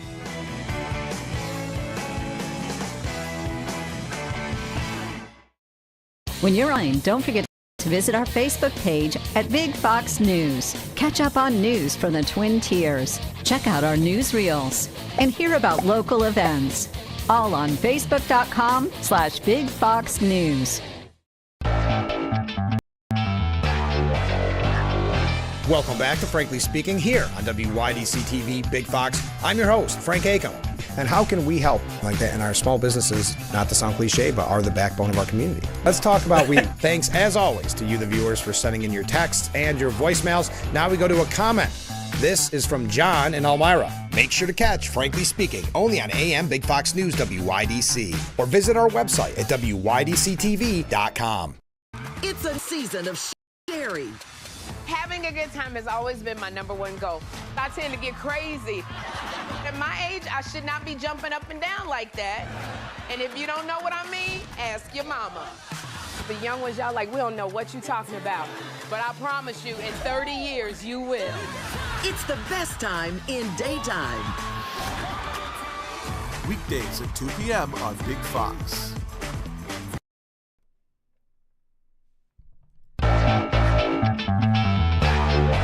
The Frankly Speaking Roof Cam, brought to you by Boss Security and Horsets. Contact them today for all your business and home security needs. Welcome back to Frankly Speaking here on WYDC TV Big Fox. I'm your host, Frank Aiken. We're broadcasting from the Hesselson studio, and in that studio this morning, we have Stu Samus with the Rotary. Hey, welcome back. Hey, we have Frank. you on here with a bunch of different hats on. Oh, it seems yeah. like. My favorite, I have to say, my favorite one was when we did the music. Yeah, that's always a little more fun. You're exactly right. But we've got to talk about Oktober Feast, which is coming up this Saturday from 10 to 6 at the skating rink. Great venue. We're going to talk about all about that, but this is a long time in the making. Yes, it is. It's It's a labor of love? A labor of love. We actually started out in the beginning of 2024 with the idea of doing an Oktoberfest. Yeah. Yep. Well, we thought we had it nailed down, and we didn't. Okay, Yeah. and we progressed so far, and then we found out we didn't have enough time. Mhm. So we started planning our October feast. I'll tell you why in a Mhm. second. Back in October, November of last year. Okay, so yeah, yeah, almost a year in the making. Yeah. Well, 2 years in the making in a way. Yeah, you're right. Well, that's. And do you think you're ready with the planning? I mean, you got to be at this point. Oh yeah. You've got shirts made, obviously. So you. But how's the planning honestly going? It's going quite well. Good. You know, we've got a very active board committee that's overseeing it. Myself and Andy Rochester. Of course. We co-chair it. I have to say, though, that Andy's leaving me in the lurch. Oh, is he? Oh, yeah, he's going out of town. How convenient. Oh, yeah. But I get even because this weekend, you know, coming, or this last day, I'm sorry, the other day, yesterday, Sunday, I was going to be out of town, and I was. Okay. So Andy had to handle that on his own. You guys got to work your vacations a little bit different. Yeah. But, well, you mentioned this, and you kind of gave away a little bit there. So it was Oktoberfest, now it's Oktober Feast. Why the name change? Well, the name change came about, again, with this long planning cycle and everything. Working with Kevin Peterson from Explore Steuben. Oh, yeah, of course. He told us that 86% of the spend at an event like this is on food. Yeah, that's a good point. That's a good point. And he said, you get the food vendors and the beer will follow. That's true. That is true. Well, I know that when I have any organization on and they have an event like this, we end up talking about the food a lot because really at the end of the day, everybody, that's universal, right? We Yeah. all need food and we all love to hear what great food there will be at an event like this. But that's not to say there isn't, like you said, there is going to be beer there, beer tastings and the like. So it's important to know over 21. Over 21. Nobody under 21 will be admitted. Mm-hmm. So, as I mentioned, it's a great venue. We had a Salvation Army fundraiser in that general area in the skating rink. Right. I think that's such an overlooked area in Corning that should be used for more events because it's undercover. Yes. It's perfect. Yeah. And we actually have the whole plaza, though. Yeah, right, yeah. So, but we're going to have most of the food vendors, all the food vendors and the beer tastings will be undercover, as will be the beer truck. Okay. It'll just be the few food trucks that we have that'll be out on the plaza. We'll have some games out on the plaza. We'll have some games underneath there, the rink roof. So. Yeah, and so it's a great venue. You're going to have, we'll talk about the food in a moment. Yeah. Like you said, we'll keep people hooked for that. But you're going to have music too. Oh, yeah. So, which is always, so this really does have something for everybody. Yes, it does. What a good idea. So why did the Rotary decide, when you talked about this in 2024, what was it that made you think, well, we want to do this for the community? Well, several things. So like with all organizations, post-COVID, we're still in the rebuilding stage. And we do an awful lot of good in this community. Oh, absolutely. Not patting myself on the back, or the club on the back, but we do an awful lot of good. That costs money. And the traditional way has always been, hey, we want to do this, so let's go do a fundraiser. Right. Well, you can only do that so many times. So we decided we're going to go down to basically 2 fundraisers a year. Okay. One for the international side and one for the local domestic. And so this is our local domestic. And the third one is our Groundhog Day supper. Oh, yeah, of course. Okay. Yeah. That's just a fun thing. That's just more for fun, sure. So we said we'll concentrate all our fundraising efforts into this. Right. We looked around. We also said, well, what's missing? And okay, an Oktoberfest sounds like a good idea. Now, of course, Oktoberfest. When we approached Alex Hamilton at Parks and Rec, he was thrilled with it. He says, I have been wanting to do one. I just don't have the resources. And I said, well, we have the resources, but we don't have the space. Yeah. You have the space. So it was just a great combination. Well, it's kind of a natural progression because we have Harvest Fest. Then you have the Wine Glass Marathon, and there's other events in between, don't get me wrong. But this just seems like a great way to kind of, I don't want to say cap off the summer, because you guys are thinking of it continuing the summer. Yes. But you know what I mean, just this kind of, this time of year, and the fact that we've never really had an Oktoberfest or feast is kind of surprising to me. Yeah, it is. Yeah. It is. And when we did the research on it, there isn't one within 15, 20 miles of here. Oh, wow. So we're looking to draw from the area. We are having one of the breweries is coming down from Syracuse. Oh, okay. Yeah. Wow. And Rochester. I'm sorry, Rochester. Well, and you've got a laundry list, and we can read some of them. But I know that Cousin's Maine lobster that you have is a huge hit. Yeah. I mean, I see them on Facebook. I see line whenever, sometimes you'll drive by where they're set up for the day, and it looks like a line to get in the Bills game. I mean, they've got great reputation, and so many of the brewing companies. It's just a great opportunity to taste some of the beer and just have a fun time. Well, our club president, she was really pleased to get Cousin's Maine lobster. She goes, I waited online for 2 hours. Yeah, I know. If you don't order ahead of time, you're probably not even going to get it. Yeah. That's how crazy it is. But that's what I also think is unique about your festival, is because it's not, sometimes when there's beer tasting and things like that, it's a couple hours and it's done. This is an all-day event. Yes. And there's enough to do all day. Yes. Yeah. 10 to 6. I mean, that's a pretty full day for you guys. Well, yes, it is, because it's going to start well before that and well after. Yeah. But we are looking at also providing games. So we have grown-up versions of some classic games. Yeah.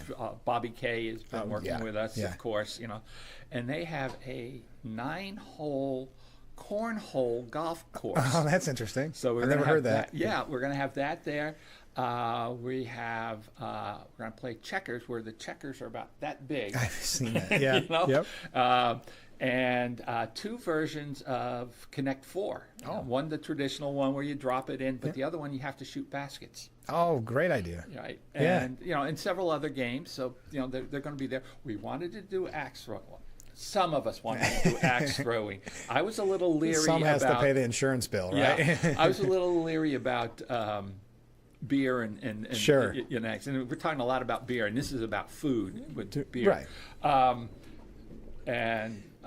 So I approached Bobby Kay and said, well, you guys got one of those foam rubber axe throwing with us? Yeah, but it's booked that day. But we have one for snowballs. Oh, great. So it's like, okay. Get us ready for the next season. Right. We've got everything covered. But yeah, so it does sound like a very full day, 10 to 6 p.m. So there's going to be games. Let's talk a little bit about the food.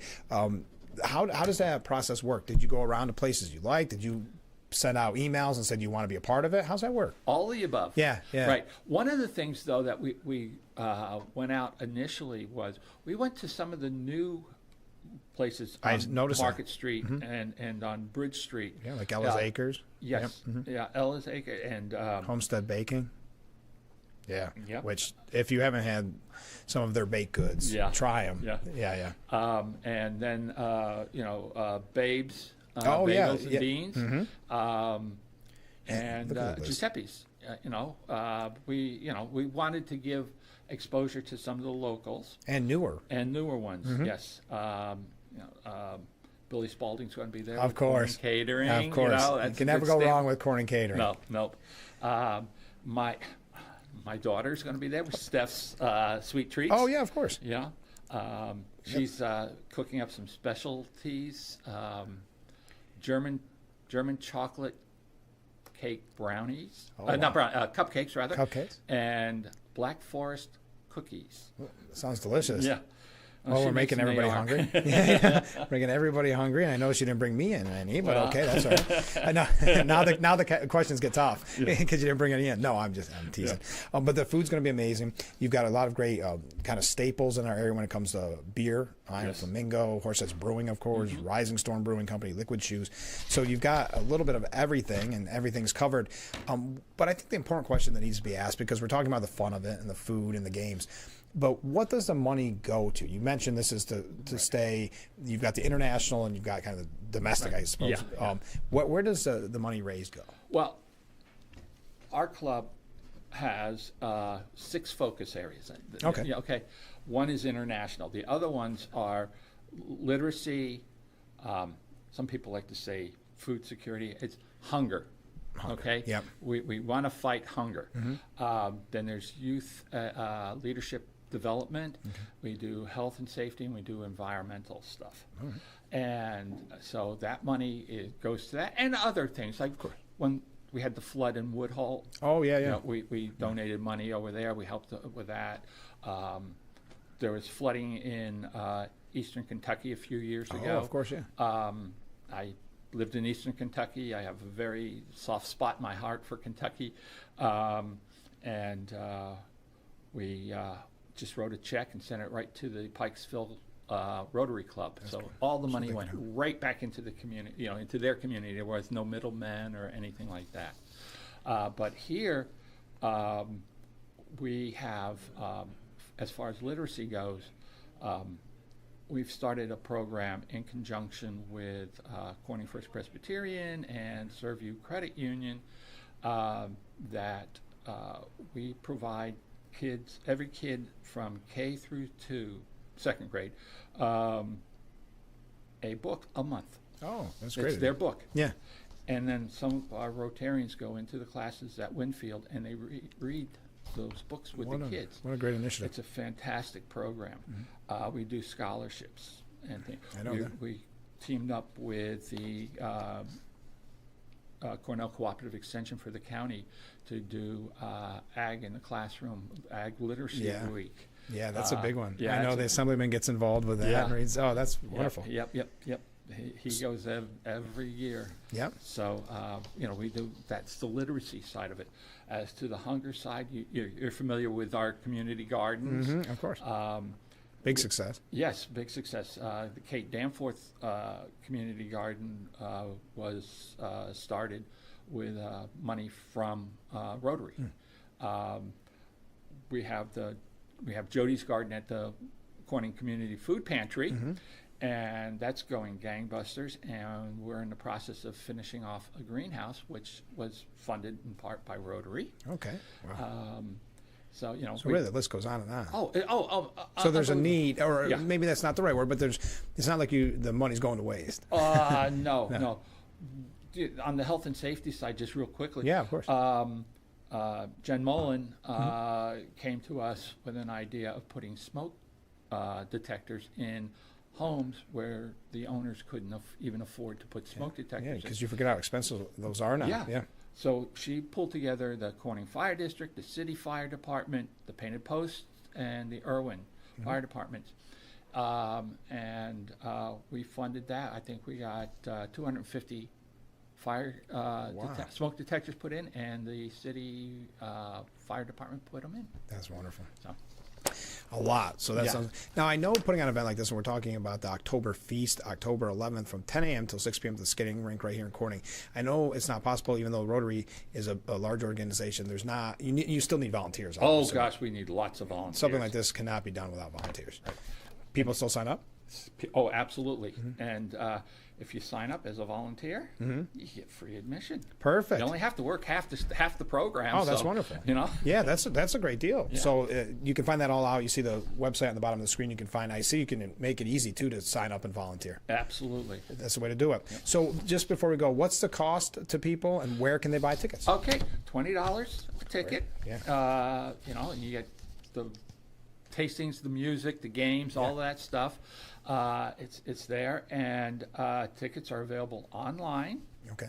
At the gate, and harking back to the good old days, Brown Cigar of Store. Of course, you got to sell tickets at Brown Cigar Store. Yep. That's where people go first to buy their tickets. Right. But I think it's going to be a great event, and I hope it's an annual, a yearly. I know the plan, and I really hope that it's a big success. Again, this Saturday, from 10 a.m. till 6 p.m. at the skating rink at Corning Civic Center. October Feast. Stu, thanks so much for being on the program. Best of luck. Thank you. Have fun at it, too. Thank you. Don't just work the whole time, okay?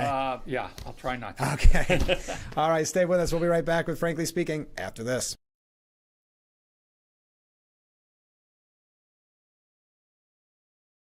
What better way to start or end every day than relaxing in your very own Hesselson's hot tub? Massage therapy, relaxation, stress reliever, pain management, soothing muscles, or just spending time with a loved one. Hot water therapy really does make every day better. Hesselson's has been a part of this great community for over 70 years, still being locally owned and operated. So make the drive to Hesselson's and start making your path to a better life today.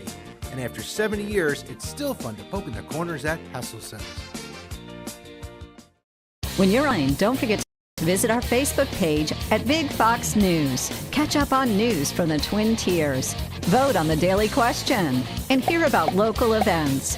All on Facebook.com/Big Fox News. You lather, rinse, moisturize, repeat, and repeat. But it never feels like enough. It's not your products. It's your water. Hard water leaves a mineral residue that clogs pores and dries out hair. Culligan water softeners remove damaging minerals, revitalizing brittle hair and dry skin. Upgrade your shower and skincare routine with Culligan, water you love. We've had many wonderful memories as a family. Dropping Shelly off at school, I prayed he wouldn't get stuffed in a gym bag. Missy might have been the one in Little League. I'm asking the Lord to watch over my little girl. Well, while you're at it, ask him for a win. I got money on this. But Georgie is the one who threw us the real curveball. I got a girl pregnant. Oh, no. Are you kidding me? We may not be perfect, but to me, we have the perfect family.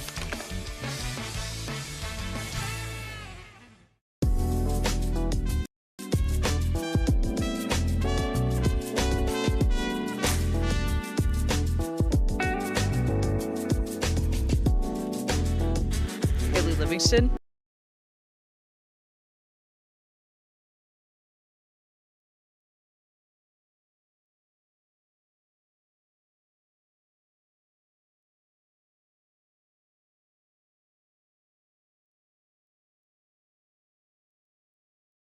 The Frankly Speaking Roof Cam, brought to you by Boss Security in Horseheads. Contact them today for all your business and home security needs. We are back, broadcasting live from the Hesselson's studio here on Market Street in Corning. Thank you to Stu Samus for being our guest this morning to tell us about October Feast coming up on Saturday from 10 a.m. till 6 p.m. at the skating rink. Sounds like it will be a blast.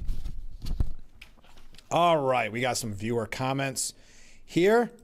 Oh, I just missed one. I'll try to get to all of them as I can. As you can imagine, we are running a little late, so this segment will be mostly viewer comments. First up, good morning, Frank. Well, good morning. Why is the president sending troops into Chicago and Portland when they so desperately don't want help? Cut their federal dollars and be done with them. Interesting take on that. I think it is because President Trump ran on being the president of safety, public safety, and security for our citizens, whether it's through illegal immigration and those crackdowns.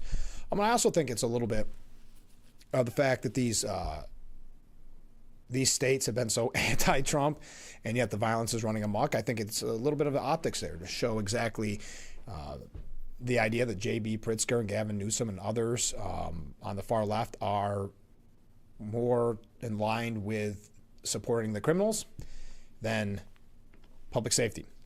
Comment from Ken, I like the idea of a limited tariff rebate of some sort to some consumers.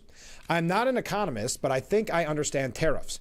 When a country sends us goods, the amount that the suppliers in that country decide to increase the cost of their goods to reimburse their government for the tariffs they pay our government is included in the price we pay for those goods. When we send goods to another country, our suppliers decide on how much to increase the cost of their goods to pay our government in the form of taxes. So our government has the money to pay tariffs to the country that the goods are being shipped to. So while there will be an increase in the cost of goods in our country, if the Dems don't reverse everything, if they get back in power, eventually the American people will monetarily benefit from the more fair trade tariffs in the form of higher wages and more work opportunities. So all that said, we should decide on a fair plan to compensate our citizen consumers that are under a certain income level for the increased costs that they incur.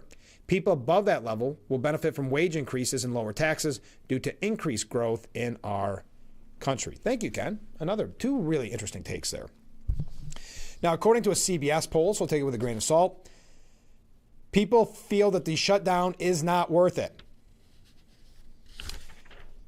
That they are, for disapproval, it's about the same across the board. Disapproval on the shutdown, 52% Trump, 52% congressional Republicans, and 49% congressional Democrats. Again, it's from CBS. We don't know how skewed the poll is or how skewed the numbers are. A lot of times they ask more Democrats than Republicans. But are their positions worth a government shutdown? Worth it, 28% for the Democrats, 23% for the Republicans. So why isn't it worth it for Republicans? All Republicans are doing is saying, let's keep a clean continuing resolution to pay the government. No differences, no increases, no decreases, just exactly what we're spending now. So it's not as if that's the hill they chose to die on. This is, again, pretending that it's not, that they, for some reason, and I know they keep pushing this even at the local level, that, well, Republicans have the majority. That's so disingenuous, because, or it's either a lie or they don't know government. Because with a 60-vote Senate in the Senate with the filibuster, we don't have, as Republicans, they don't have 60 votes, right? So that's why they're trying to misrepresent that, and the media's doing a good job with it. Now, Chuck Schumer invoked Jeffrey Epstein and the files as he tried to rip GOP leadership for the government shutdown. The New York Democrat accused House Speaker Mike Johnson of not being genuine about his offer to negotiate the Obamacare subsidies after Democrats stopped blocking their bipartisan bill to end partial government shutdown. Schumer called the offer not serious and accused Johnson of keeping the House out of session to punt on the fight to release files on Epstein. Look, Johnson's not serious about this. He sent all his congressmen home last week and home this week, Schumer said. How are you going to negotiate? Well, the House has already voted on the continuing resolution and passed it, so it's really on the senators' shoulders. Now, I'm sure they can be called back if something comes in the Senate, some actual deal, but I don't believe there will be. The clean continuing resolution is there on the table. That's all it will take. But anyway, Schumer continued, the reason he sent them home is because he's more interested in protecting the Epstein files and protecting the American people from the health crisis. So Chuck Schumer, this is going to be the talking point. He's trying to be the face of the resistance, so he's using all the talking points of the day. Nothing new here. So don't get too worked up. It was only a matter of time before he tried fanning the fire, if you will.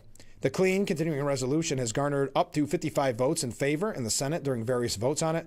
Republicans have a 53-seat majority in the Senate, and that's something that the media will not highlight for you, that they cannot hit that 60 by themselves. So they try, and I've seen it trickle into people on social media who, again, either the media is outright lying on this, to confuse you and think it's all Republicans' fault, or they're inept about how the government works. Either one of those, not necessarily what you want from your media source.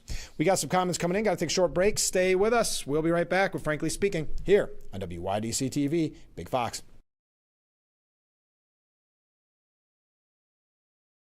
More cars, lower prices.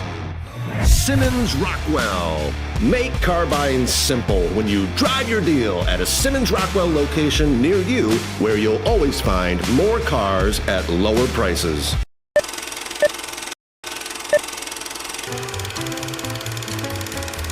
Want to read about ancient wonders? Go to your local library today. But this isn't your father's library. It's the home of creativity. Release your inner audio engineer or face off a dragon in the D&D club. Make your clothing ideas come together with our sewing machine rentals. Create with the 3D printer, or come to the library event nights to chat with those within your community. All with your library card. Go to getyourlibrarycard.com today. Tired of high-price delivery? The Liquor Factory is now offering free delivery. You heard right, free delivery to Oreen, Gang Mills, Painted Post, and Riverside. Corning, you're in luck too. Free delivery with a $25 minimum order. Call store for details. Also, don't forget their 15% case wine discount. Follow them on Facebook and Instagram for weekly specials and tastings. The Liquor Factory, 285 South Hamilton Street, Gang Mills. Or call 607-937-WINE. That's 607-937-9463. The Liquor Factory, raising spirits, delivering fun in a bottle.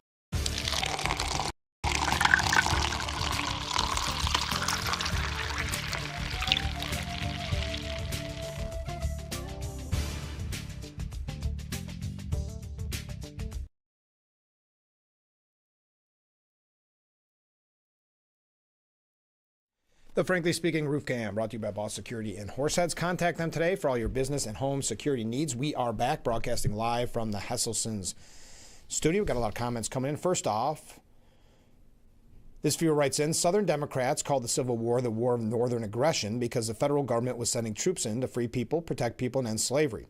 Today, we're watching Democrats call the federal government's action of enforcing immigration laws, ending human trafficking, and protecting the citizens of those states an aggressive move and overstepping their authority.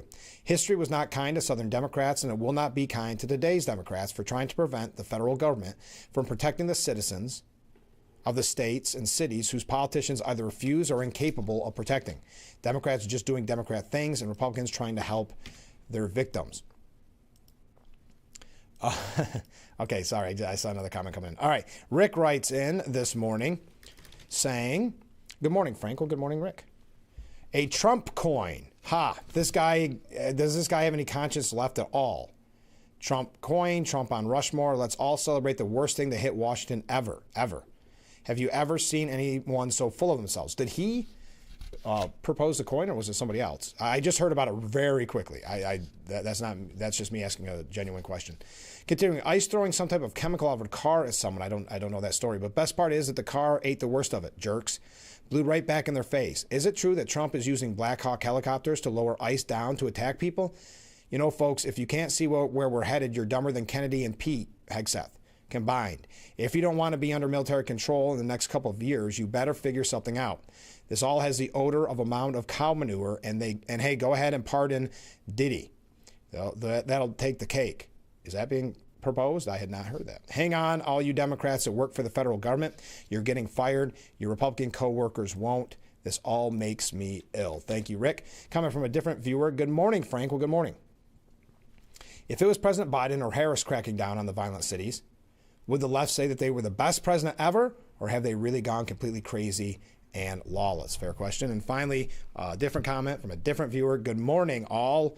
Let's give the media the benefit of the doubt. It's both inept and lies. Yes, that's the idea, that if they are presenting, and I've seen it numerous times on broadcasts locally all the way nationally, that the Republicans have the majority and yet the government shut down. That is ignoring the fact that the Republicans do not have that 60 vote threshold in the Senate because they want to mislead you.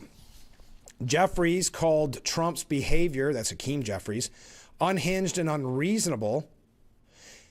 He was asked by Kristen Welker, let me ask you, because the administration has personally targeted you with memes through this negotiation.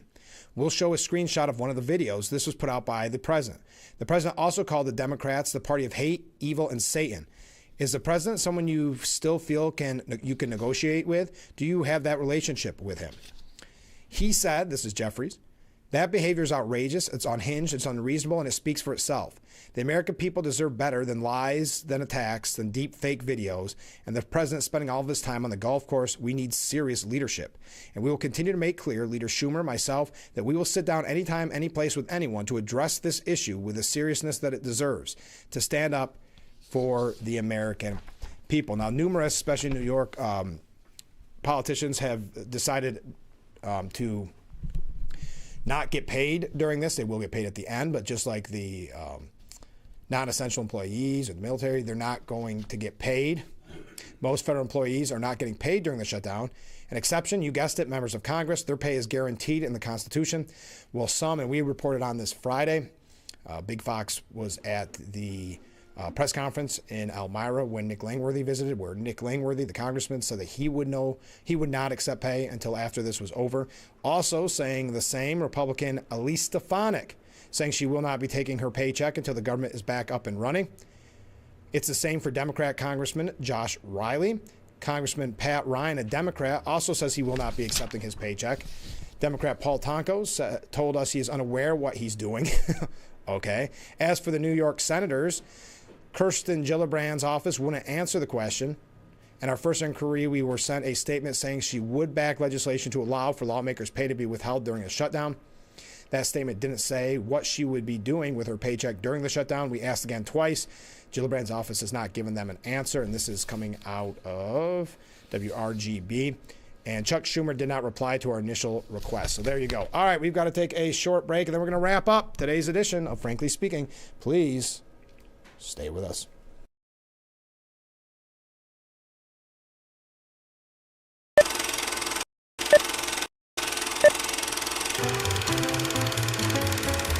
Want to read about ancient wonders? Go to your local library today. But this isn't your father's library. It's the home of creativity. Release your inner audio engineer or face off a dragon in the D&D club. Make your clothing ideas come together with our sewing machine rentals. Create with the 3D printer or come to the library event nights to chat with those within your community.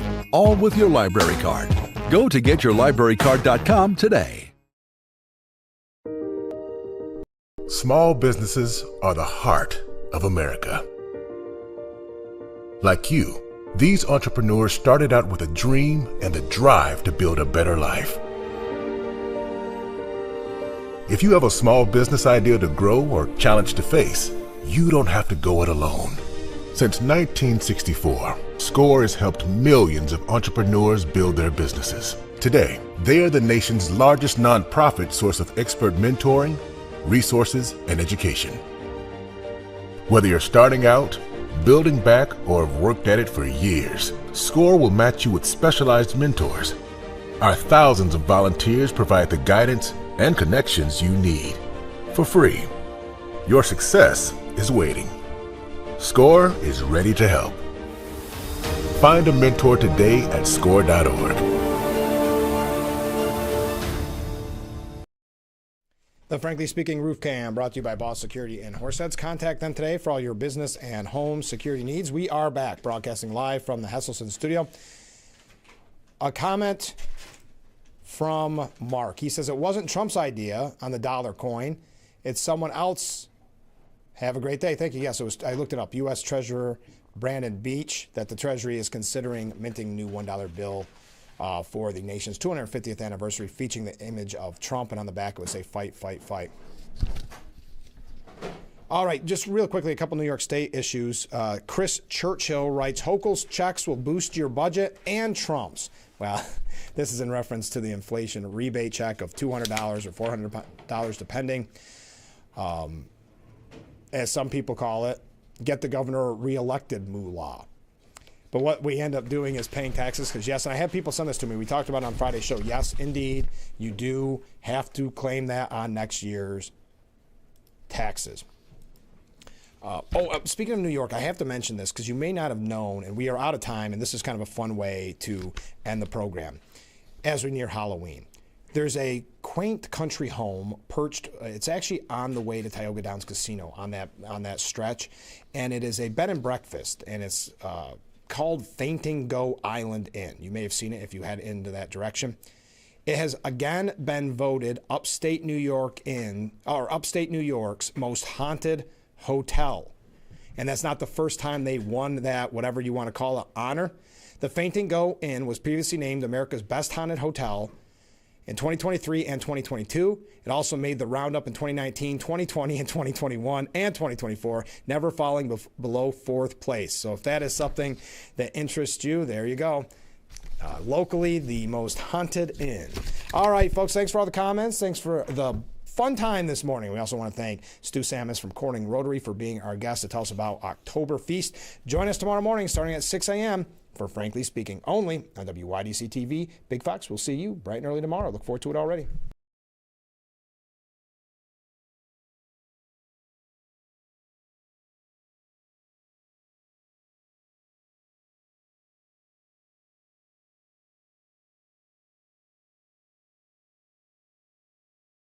Your tap water is delicious. I know, right? It's this Culligan Smart drinking water system. What do you think is going on in there? I'm smelling a touch of chlorine. Yeah, I'm detecting some PFAS. I'm also getting notes of lead. Perfection. Sending it up. Here we go. Certified to reduce more than 70 contaminants. It's like having your own team of water experts. See the smart difference at Culligan.com.